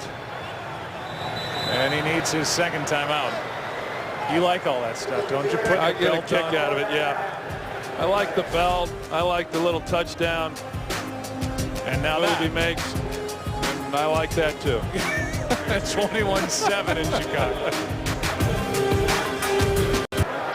See where Randall Cobb is with his all-purpose yardage this season. He's too shy of the Packer record set by Ahman Green back in 2003. As DeJuan Harris goes to the left side and gets one. Randall Cobb with a career high 115 yards receiving today. So he just continues in his second year to become more and more the focal point offensively, obviously other than Aaron Rodgers, for Green Bay. And you think about the guys who they have not had. You know, I mean, Greg Jennings, who missed most of the season, and today Jordy Nelson is not playing, and Randall Cobb, for a young player, I mean, he has stepped in and filled both roles when he's had to really, really well. That's a young player, Boykin, in motion. As Grant carries it for a first down and more, but lost it. It's recovered by Chicago. Nick Roach with a fumble recovery. Major Wright was in on the stop. Tillman is the one that punched it out, and that's Tillman's specialty. That's his 37th career forced fumble. Yeah, and his 10th this year alone. I mean, when he comes in to make a play and make a tackle, that's the thing that he's doing. He punches it out just like he does there. I mean, it's uncanny, his ability to do that. And as you said, I mean, he's done it so many times throughout his career, leads the league this year, that it's a real skill that he has. And that was a big gain for Ryan Grant, but the Bears defense needed to make a play and not give up any more points, and Charles Tillman shows up for him. Good to see Cutler able to continue as he goes deep. He's got Jeffrey. Penalty flag on the coverage. That's going to be interesting to see who that's called against. The Packers sidelines where it happened is saying that it's on the Bears, but take a look as Sam Shields is on him. Number 37, defense. It's 5-yard penalty, automatic first down. Well, you can see why the Green Bay sideline reacted the way they did, as Jeffrey got a handful of face mask of Sam Shields. Yeah, they didn't see that because it was clear as Jeffrey was going around him, he grabbed a hold of Sam Shields' face mask. Officials didn't see that. They just saw the contact by Sam Shields. But it's only a 5-yard penalty. It was illegal contact, not pass interference. Yeah, Mike McCarthy can't believe it. He was standing right there. He saw the whole thing. So it moves it out across the 40 to the 42. Play action from Cutler. Good protection this time. Going for the home run. Jeffrey. Penalty flag for pass interference on Burnett. And that'll set up Chicago inside the 5. Well, Jeffrey can really run, and there was no way Cutler was going to be able to get this ball out in front of him. It's underthrown, and that's why there's pass interference then by Morgan Burnett. As Jeffrey's trying to come back to the ball, that's what oftentimes pass happens. Interference, number 42, defense. First down. You know, Morgan Burnett is in the trail technique. He's just trying to catch up because he's beat, and Jay Cutler does the right thing. I mean, he gives his guy an opportunity to try to make a play and make the pass interference.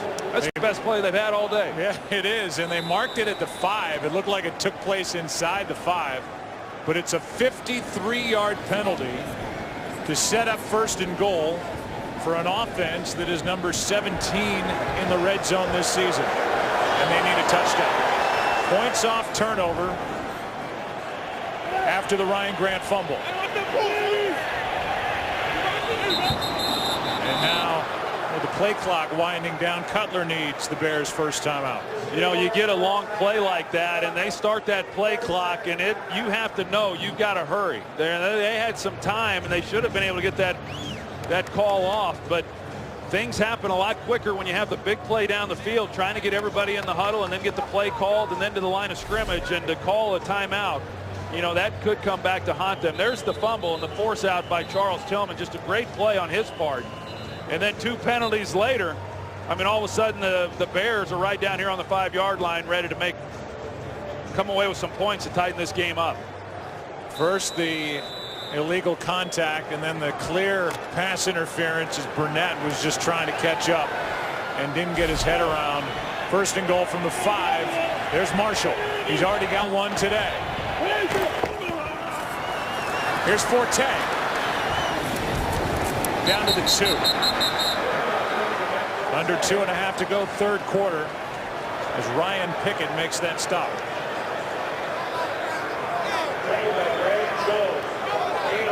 Second and goal.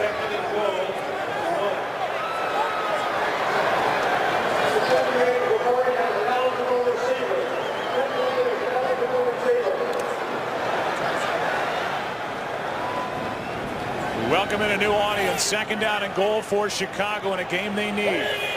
Down by 14 points. Forte does not get in. If you're just joining us, the Bears jumped on top 7-0 on a 15-yard touchdown to Brandon Marshall. 21 unanswered points put up by Green Bay, but after a turnover, the Bears are set up, and you wanted to see Matt Forte take it outside. Yeah, it sure looked like he had an opportunity. Had he have tried to bounce that to the outside, he would have been one-on-one, and with his speed and the angle that he had, I think he scores. Instead, he tries to hit it north and south. Just doesn't get it enough. I got to believe this is 2-down territory for the Bears. Forte again. Nowhere to go. Back to the line of scrimmage.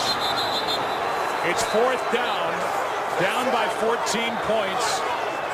Final minute, third quarter. Yeah, I said 2 down. I meant 4 down, and it is for Mike Tice. And you know, they come down here. They're on the 5-yard line. They run it. They get it to the 2-yard line, and they run it 2 more times. They can't get it in. Now fourth and goal. Do you go to the well one more time on the ground, or do you run play action? And I think with the changes and the problems they've had up front, of course now there's no one in the backfield. They're going to throw it, or it's going to be a quarterback draw by Cutler.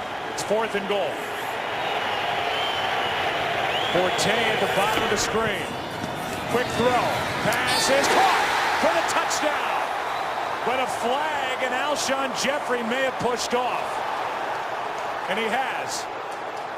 Now Sam Shields went flying. You're going to see at the top. There was definitely Pass a grab. interference, number 17, offense. 10-yard penalty, still fourth down. That left hand into the chest of Shields for the offensive pass interference. Yeah, now there's no decision to be made. I mean, with a 10-yard penalty, you can't. The likelihood of converting this are next to none, and so you've got to be able to then come away with at least 3 points. So yeah, Alshon Jeffrey, young players we talked about, you know, he got the pass interference that got him to the 5-yard line, but he got away with the one earlier against Shields with the hands to face mask, but he doesn't get away with the one that would have allowed them to come away with 7 points. Brandon Marshall tried to line up along the sideline. The Packers saw him. And I think the Bears were going to try and trick play, and Brandon Marshall came to the near sideline, and the Packers were waiting for it. It looked like it was Jerron McMillan who came out there defending. Now you're going to have either a timeout or a 5-yard penalty. No, you take the penalty if you're going to kick the field goal. And now you think about it, Joe. I mean, first and goal from the 5-yard line, and the Bears are unable to punch it in 4 downs. Now 17 seconds remain, and the 5-yard penalty makes it a 34-yard try for the recently added Olindo Mare. Robbie Gould pulled his left calf last week, so the 39-year-old Mare, who kicked for the Dolphins for 10 years, hits, and it's an 11-point game. But that is a letdown for the home crowd and these Bears after the takeaway by the defense. You can call Star NFL to download NFL Mobile and get coverage of every NFL game this holiday season while on the go, which we all are during this time of year. 12 seconds left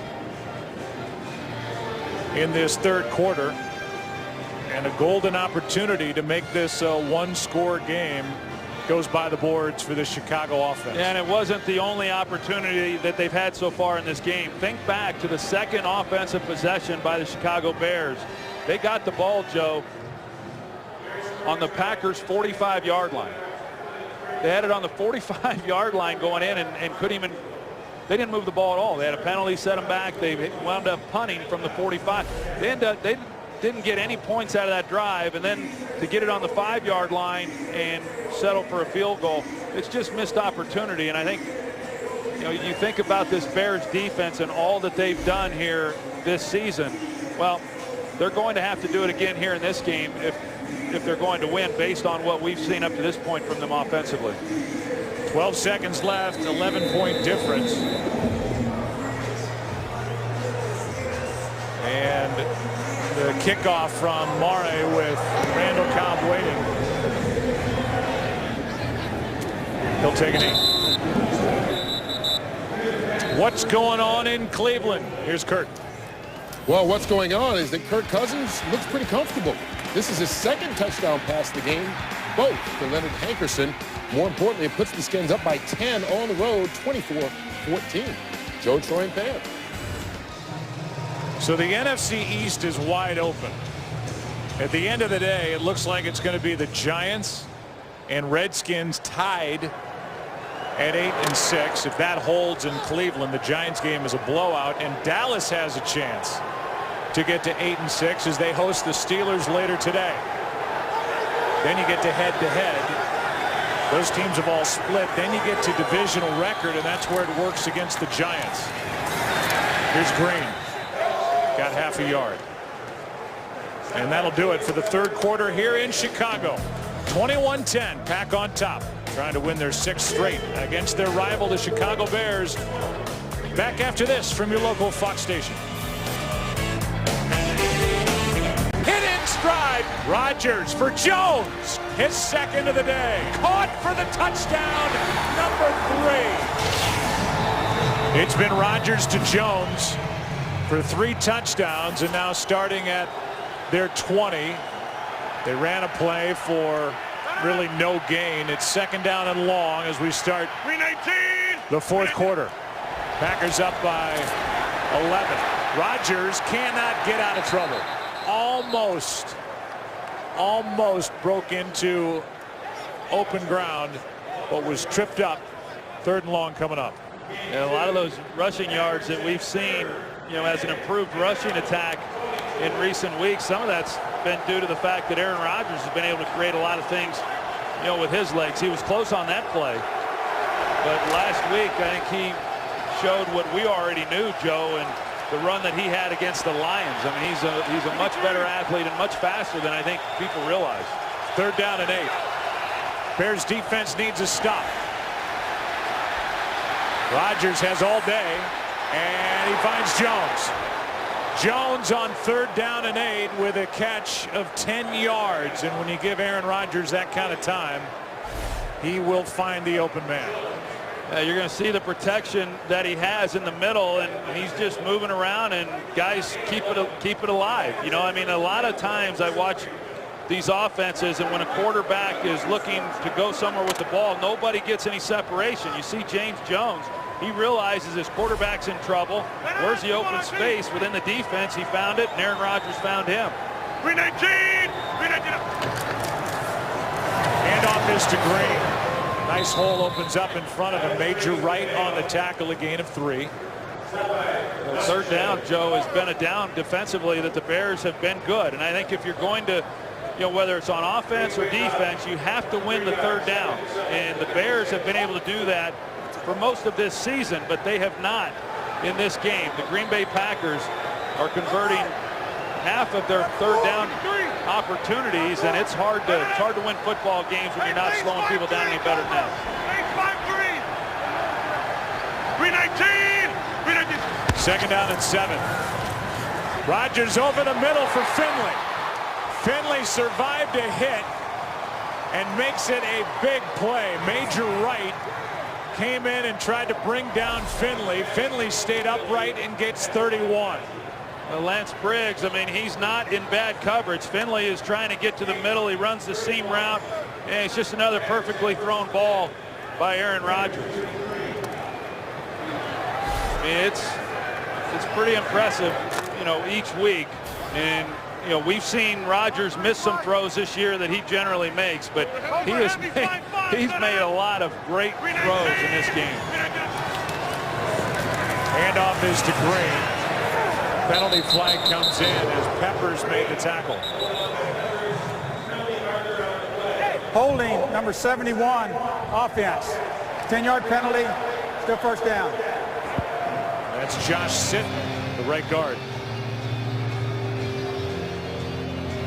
So that'll back up the Green Bay Packers, make it 1st and 20.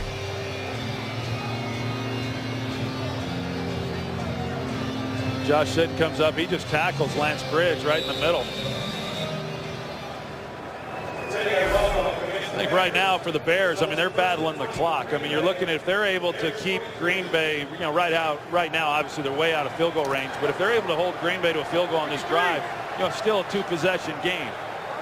But they've just got to make a stop so they can get the ball back to their offense and see if they can't get something going. Rodgers too low. Pass intended for Green out of the backfield. 2nd down and 20.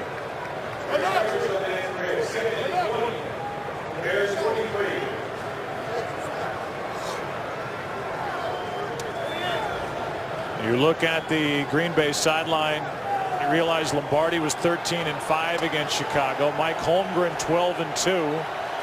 Mike McCarthy 9-5, and he's trying to win his 6th straight. That's obviously something Lovie Smith, his counterpart today, talked about when he got hired here in 04. Pass is caught by Greg Jennings, and what a good rocket throw from Aaron Rodgers, hitting Jennings as he made his move good for 14.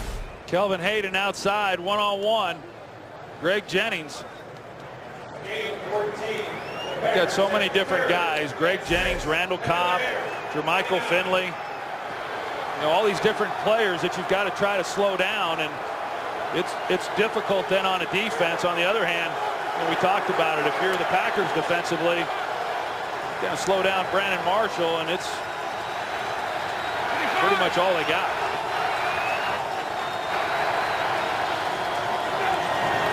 On 3rd down, Rodgers going to try and run for it. He lunges, and he's a yard shy. Wooten on the tackle, and Rodgers is a little slow to get up, but up nonetheless. It's 4th down and 1, and Crosby will come onto the field. You couldn't tell if Rodgers hit his head when he did not. I thought he might have hit his head on the turf when he went to the ground. I think he's frustrated with himself for, you know, he'll extend it. You see, he knew exactly where he had to get to try to pick up that 1st down, and he will expose himself a little bit if it means picking up that 1st down. 42-yard try.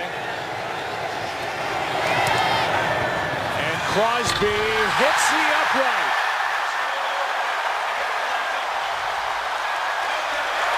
Oh for 2 on the day. And he's missed 12 on the season. Crosby's heard that sound a lot. On Fox is sponsored by Samsung Galaxy Note 2. The next big thing is here. By Bud Light, the official beer of NFL fans. Here we go. And by Chevrolet. From kickoff to the last yard, Chevy runs deep. Realize that the Chicago Bears during the week brought in Billy Cundiff, Neil Rackers, and Olindo Mare to try and replace Robbie Gould. One of those 2 guys may be kicking for the Packers before too long, as Crosby has missed 2 more today. Penalty flag flies. Jeffrey makes the catch, working on Sam Shields, and again it's against the rookie. Pass interference, number 17, offense. 10-yard penalty, still 1st down. And that wipes away a 7-yard completion to the rookie out of South Carolina. Let's take a look here and see exactly, you know, what happened. And yeah, I don't agree with that call. You know, Sam Shields is saying that he got pushed off. I didn't necessarily see that. You know, Jay Cutler may have, but he hit his finger there on the helmet as he followed through on that throw. But when you extend the arm out, that's what the official sees, and that's what they got Jeffrey on. Here's Forte. Raji makes the stop. Crowd doesn't like that call. On the other side, you've got Aaron Rodgers trying to walk it off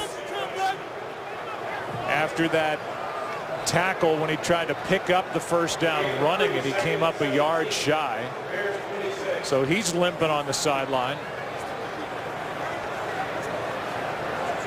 And saying he's going to be all right. Remember that Gabe Karimi's been benched. Former first-round pick out of Wisconsin. The word is it's not medical. He's just standing on the sideline as Chris Spencer is taking over at right guard.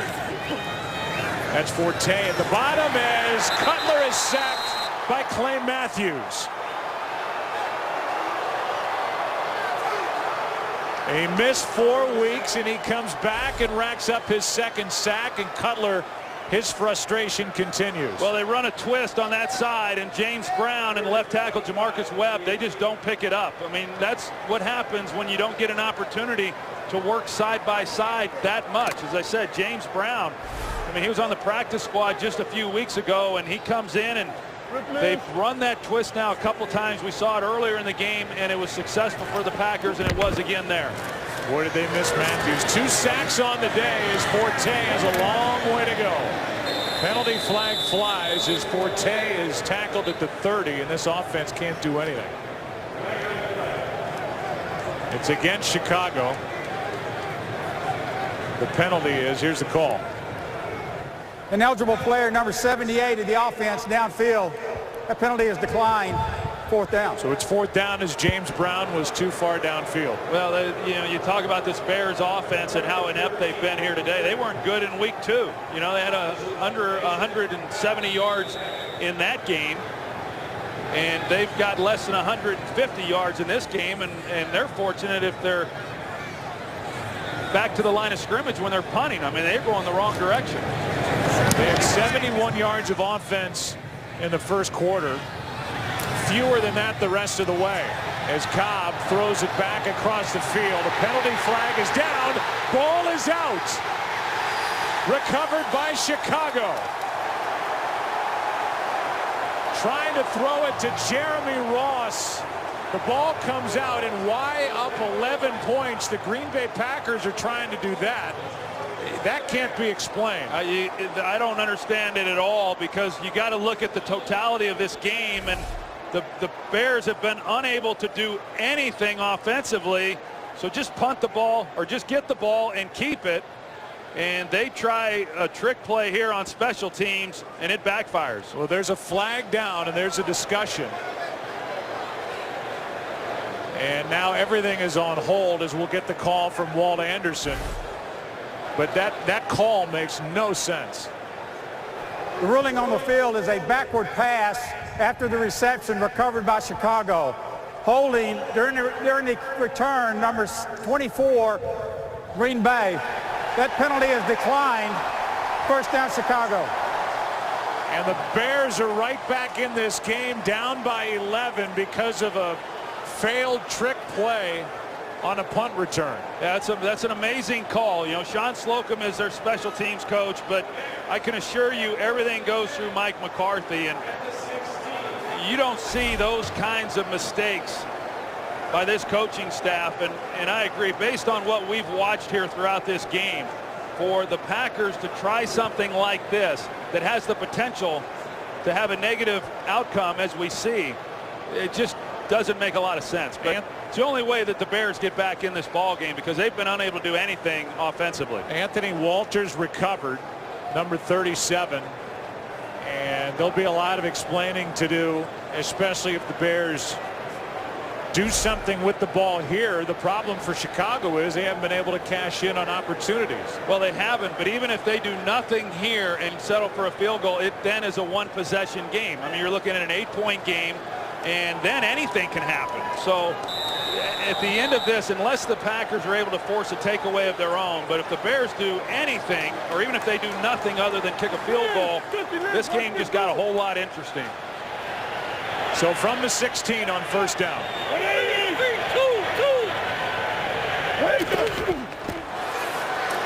Cutler, end zone, passes incomplete and nearly picked off by Shields as Cutler almost returned the favor. Jeffrey, the intended target. Yeah, it looked like Shields may have landed on his head too. It sounded pretty bad when he came to the ground. Not too bad, but he was a little bit shaken up. But you see, they got Evan Rodriguez who goes to the flat. There's nobody here. He just tries forcing one into the end zone, and Sam Shields, he's got good hands. He was a wide receiver in college. That's a good job by Alshon Jeffrey. He's been called for a lot of penalties in this game, but he played defense there and broke up the pass. Forte gets it on a toss running right, and he ran right into the arms of Brad Jones. And so now it's third down. I think if I was Jay Cutler, and if you're going to start forcing throws, I'd try to force one into Brandon Marshall again, you know. He's a big target and certainly is more than capable of making a play even with double coverage. It's third down and 9. And now Cutler has to use a timeout. And he looks over at the sideline, throws his hand in the air, upset he didn't get the play called into him in a timely fashion. Timeout, Chicago.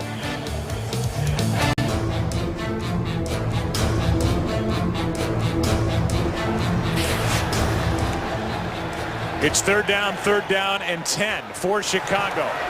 Pass is over the middle, dropped by Forte. And basically the Bears, after getting that gift from Green Bay, didn't move the ball more than half a yard. Well, and here's why they're not going to Brandon Marshall. They're playing inside out on him, Tramon Williams, and they got Morgan Burnett, and so there's just nothing there, you know, unless you put one high and let him try to make a play. But that's what the Packers have been doing. They went to the right guy in Matt Forte. He's one-on-one. They just failed to, you know, that potentially could have been a big play, but not a lot of separation and not a particularly well-thrown ball either. This to make it an 8-point game. 34-yard try by Olindo Martin. And he's 2 for 2 from this distance. 8-point game. The turnover into 3 points for the Bears. 21-13 in Chicago. The Chicago Bears have only 149 total yards offensively, and they did nothing except they did come up with the field goal. Now 6 points off the 2 turnovers for Chicago, and it's an 8-point game. Mari will kick it away.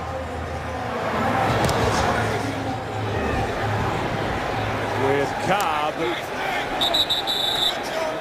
ready to take a knee. It'll start at the 20. Here's Lovey back when he got hired in 04.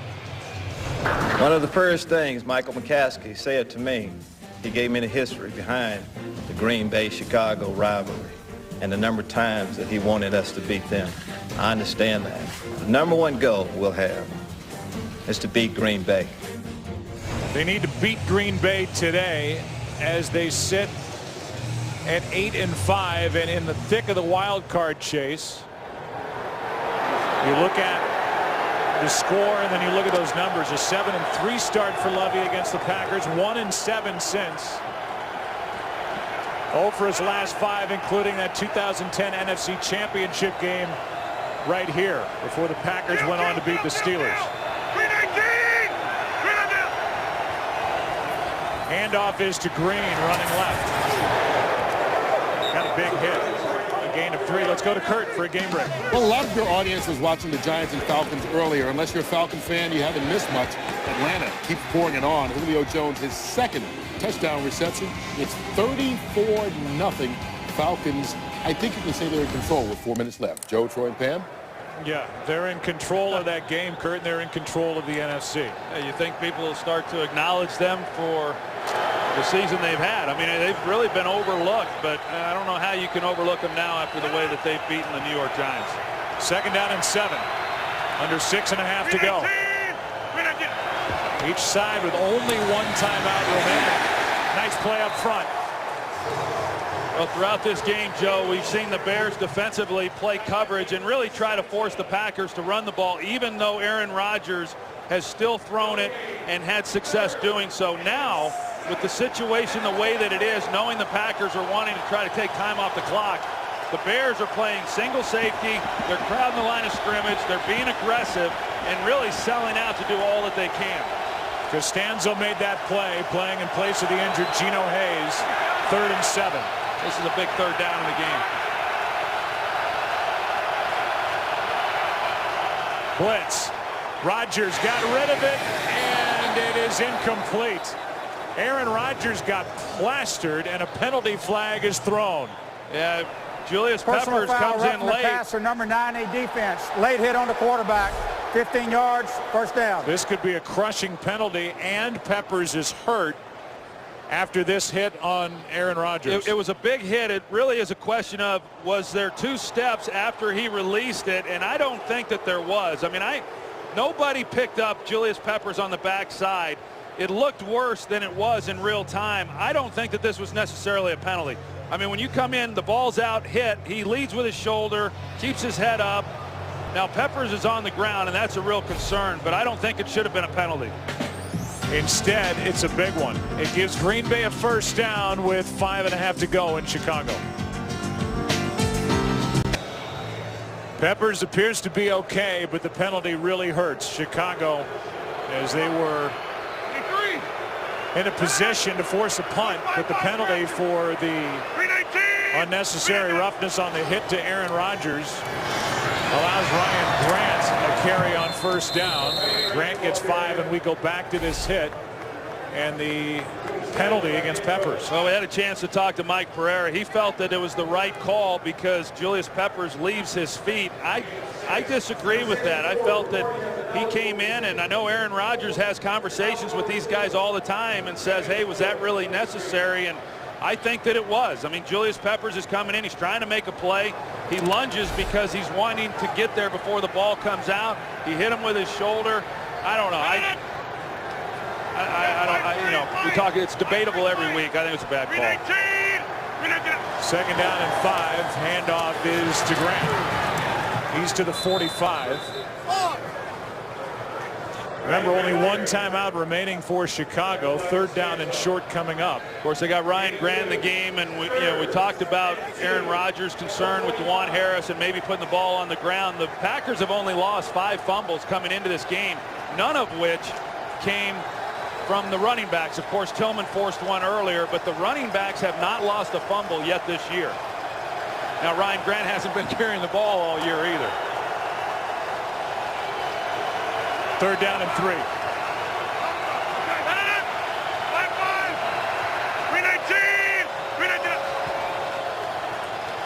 Rodgers keeps it, throws it down the sideline. Jennings led too far. Kelvin Hayden with coverage. The clock stops. It's 4th down, and the Bears are going to get it back down by 8. Excellent job defensively. A big emotional letdown when they had the penalty on Peppers, but yet 3 plays later they force a punt. So the only thing they give up is a little bit of time, and they give up a little bit of field position. Devin Hester now going back for the return. If the Bears do anything offensively here, it'll be their best drive of the day. Maste will hit it. The dangerous Devin Hester waits. Room for Hester. Boykin can't bring him down. Hester hops out of bounds, in good field position to start at their own 32-33 after a 17-yard return by Devin Hester. Join the NFL in celebrating 50 years of the Pro Football Hall of Fame.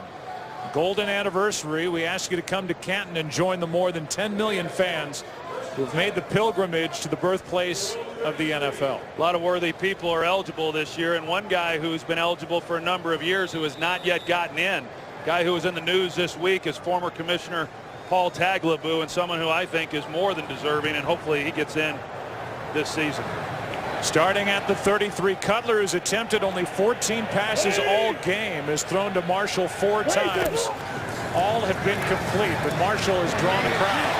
Cutler, there he is. Pass is caught by Brandon Marshall, but with his forward progress stopped, the clock continues to wind, and this Chicago offense, which has done really nothing since the first quarter, is asked to go down the field, get a touchdown, and get a 2-point conversion. Yeah, that was a pretty favorable spot. You know, I mean, he lost yardage after the catch and was driven backwards, but even considering forward progress, I didn't think that he had picked up the first down. They say he did, so a first down. Watch the game. At the 44. 4 men on the rush. Cutler has to step out of trouble and throws to an empty spot. Devin Hester was on the ground. Marshall was close. It's 2nd and 10 with 3:02 left. Well, this is street ball at its best. I mean, it's just Jay Cutler looking at one guy. And you feel that if you can buy enough time, that number 15 is going to find a hole within that defense. And it's hard to play football effectively when you've got guys rushing the quarterback the way the Packers are, and then trying to keep a play going long enough to let 29. one guy who you trust get open.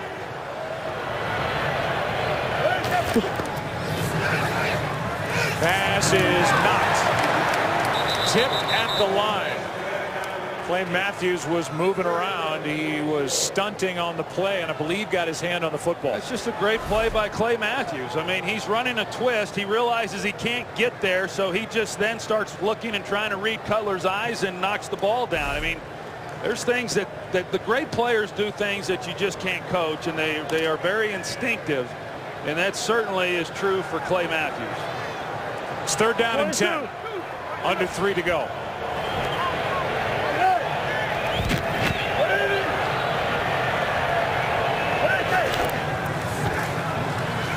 Cutler going for the deep throw. He's got Jeffrey. A penalty flag again on the play. And it's against Alshon Jeffrey again. Pass interference, number 17, offense. 10-yard penalty, still 3rd down. Yeah, he just gets his arm. And, there's not enough contact. I mean, you can get away with some contact. But what's hurting Alshon Jeffrey is he's getting his arms extended from his body, Joe. And when you do that, that's what they see and they call it. We welcome in a new audience. This has been a game that, well, the Bears got out to a 7-0 lead. Then the Packers had 3 touchdown passes from Rodgers to James Jones, led 21-7. 2 field goals have followed by Chicago. And on what could have been a huge conversion, down by 8 with under 3 to play, that left arm got out by Jeffrey, and it drew another offensive pass interference call. And even Sam Shields got his left arm out. Now it's 3rd down and 20. 2 downs to pick up 20 yards, and this time it's Marshall. Good for 11, so it'll be a 4th down for Jay Cutler, who has only 1 timeout remaining, or the Bears, if they can't rally, will slide to 8-6, further muddying the NFC playoff picture in that wild card chase. It's 4th down and 9. The Packers, with a win here today, they win their 2nd straight NFC North title. I'm pretty certain where he's going to try to throw the ball. That's Brandon Marshall. It's 4th down and 9. Cutler. Pass is broken up. Shields knocked it away. Trying to get it to Alshon Jeffrey. And the defense steps up for the Green Bay Packers with 2:07 remaining. This time it looked like Alshon Jeffrey, he got on top, and you see the hold by Sam Shields. I mean, there's contact and there's a grab by him. You see there's jersey being pulled, and yet they don't call Sam Shields this time. But it looked like Jeffrey was on top of Shields, and had Cutler have read it that way, he could have laid it over the top. Instead, they try the back shoulder throw again. But that's pass interference on Sam Shields that the officials been calling Jeffrey on throughout this game, and they don't get it called on Sam Shields. Well, now with 2:07 left, the Packers will run it, have a stop at the 2-minute warning. The Bears have only 1 timeout remaining. And it's Ryan Grant. And we're at the 2-minute warning. Sam Shields has been getting a lot of action on his side of the field. Gets congratulated as the defense gets a turnover on downs. Pack up 8.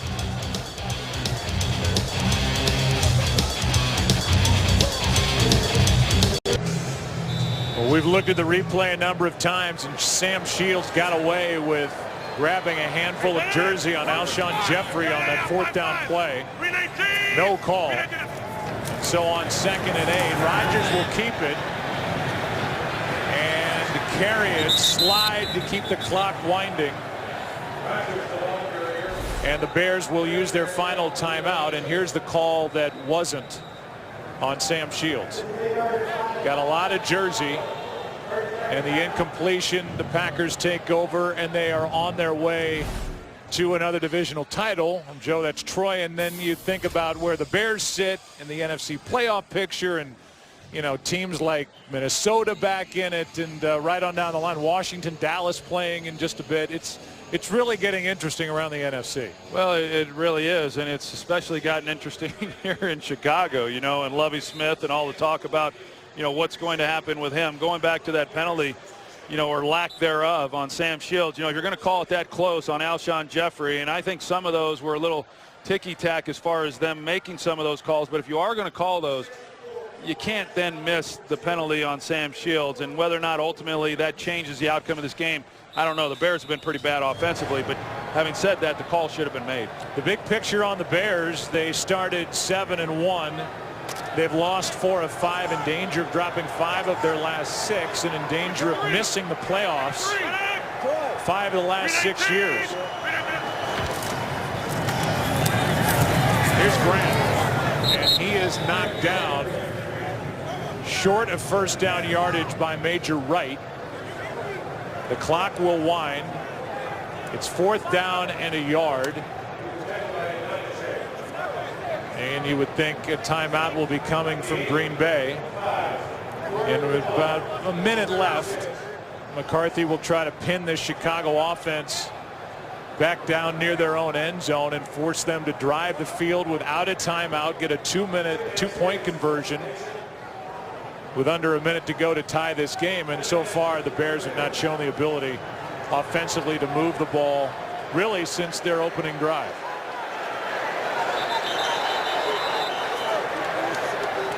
And instead of taking a timeout, delay of game, offense, 5-yard penalty, still 4th down. And maybe McCarthy wanted to. As you look at his body language, it's a 5-yard penalty, but just more room for Mastay to work with.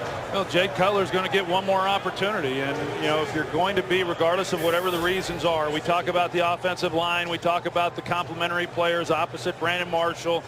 If you're going to be a championship quarterback in this league, then these are the times when you've got to be able to make plays and put your team in a position to win, and that's just something that has not happened often enough here in Chicago. Lovie Smith saying, I'm anxious to see how we handle this next stretch. This is where a quarterback has to take over. Well, this next stretch, the final 3 games of the season, they're in danger of starting that stretch 0-1, and Cutler and the offense has done little or nothing. How about that play? Mastay gets it down inside the 5. Jared Bush was there for good measure. And like Willie Mays making a catch over his shoulder, I don't think Vic Wirtz punted it, but Bush makes the play going out of bounds, and Mastay, that's as pumped up as a punter can get.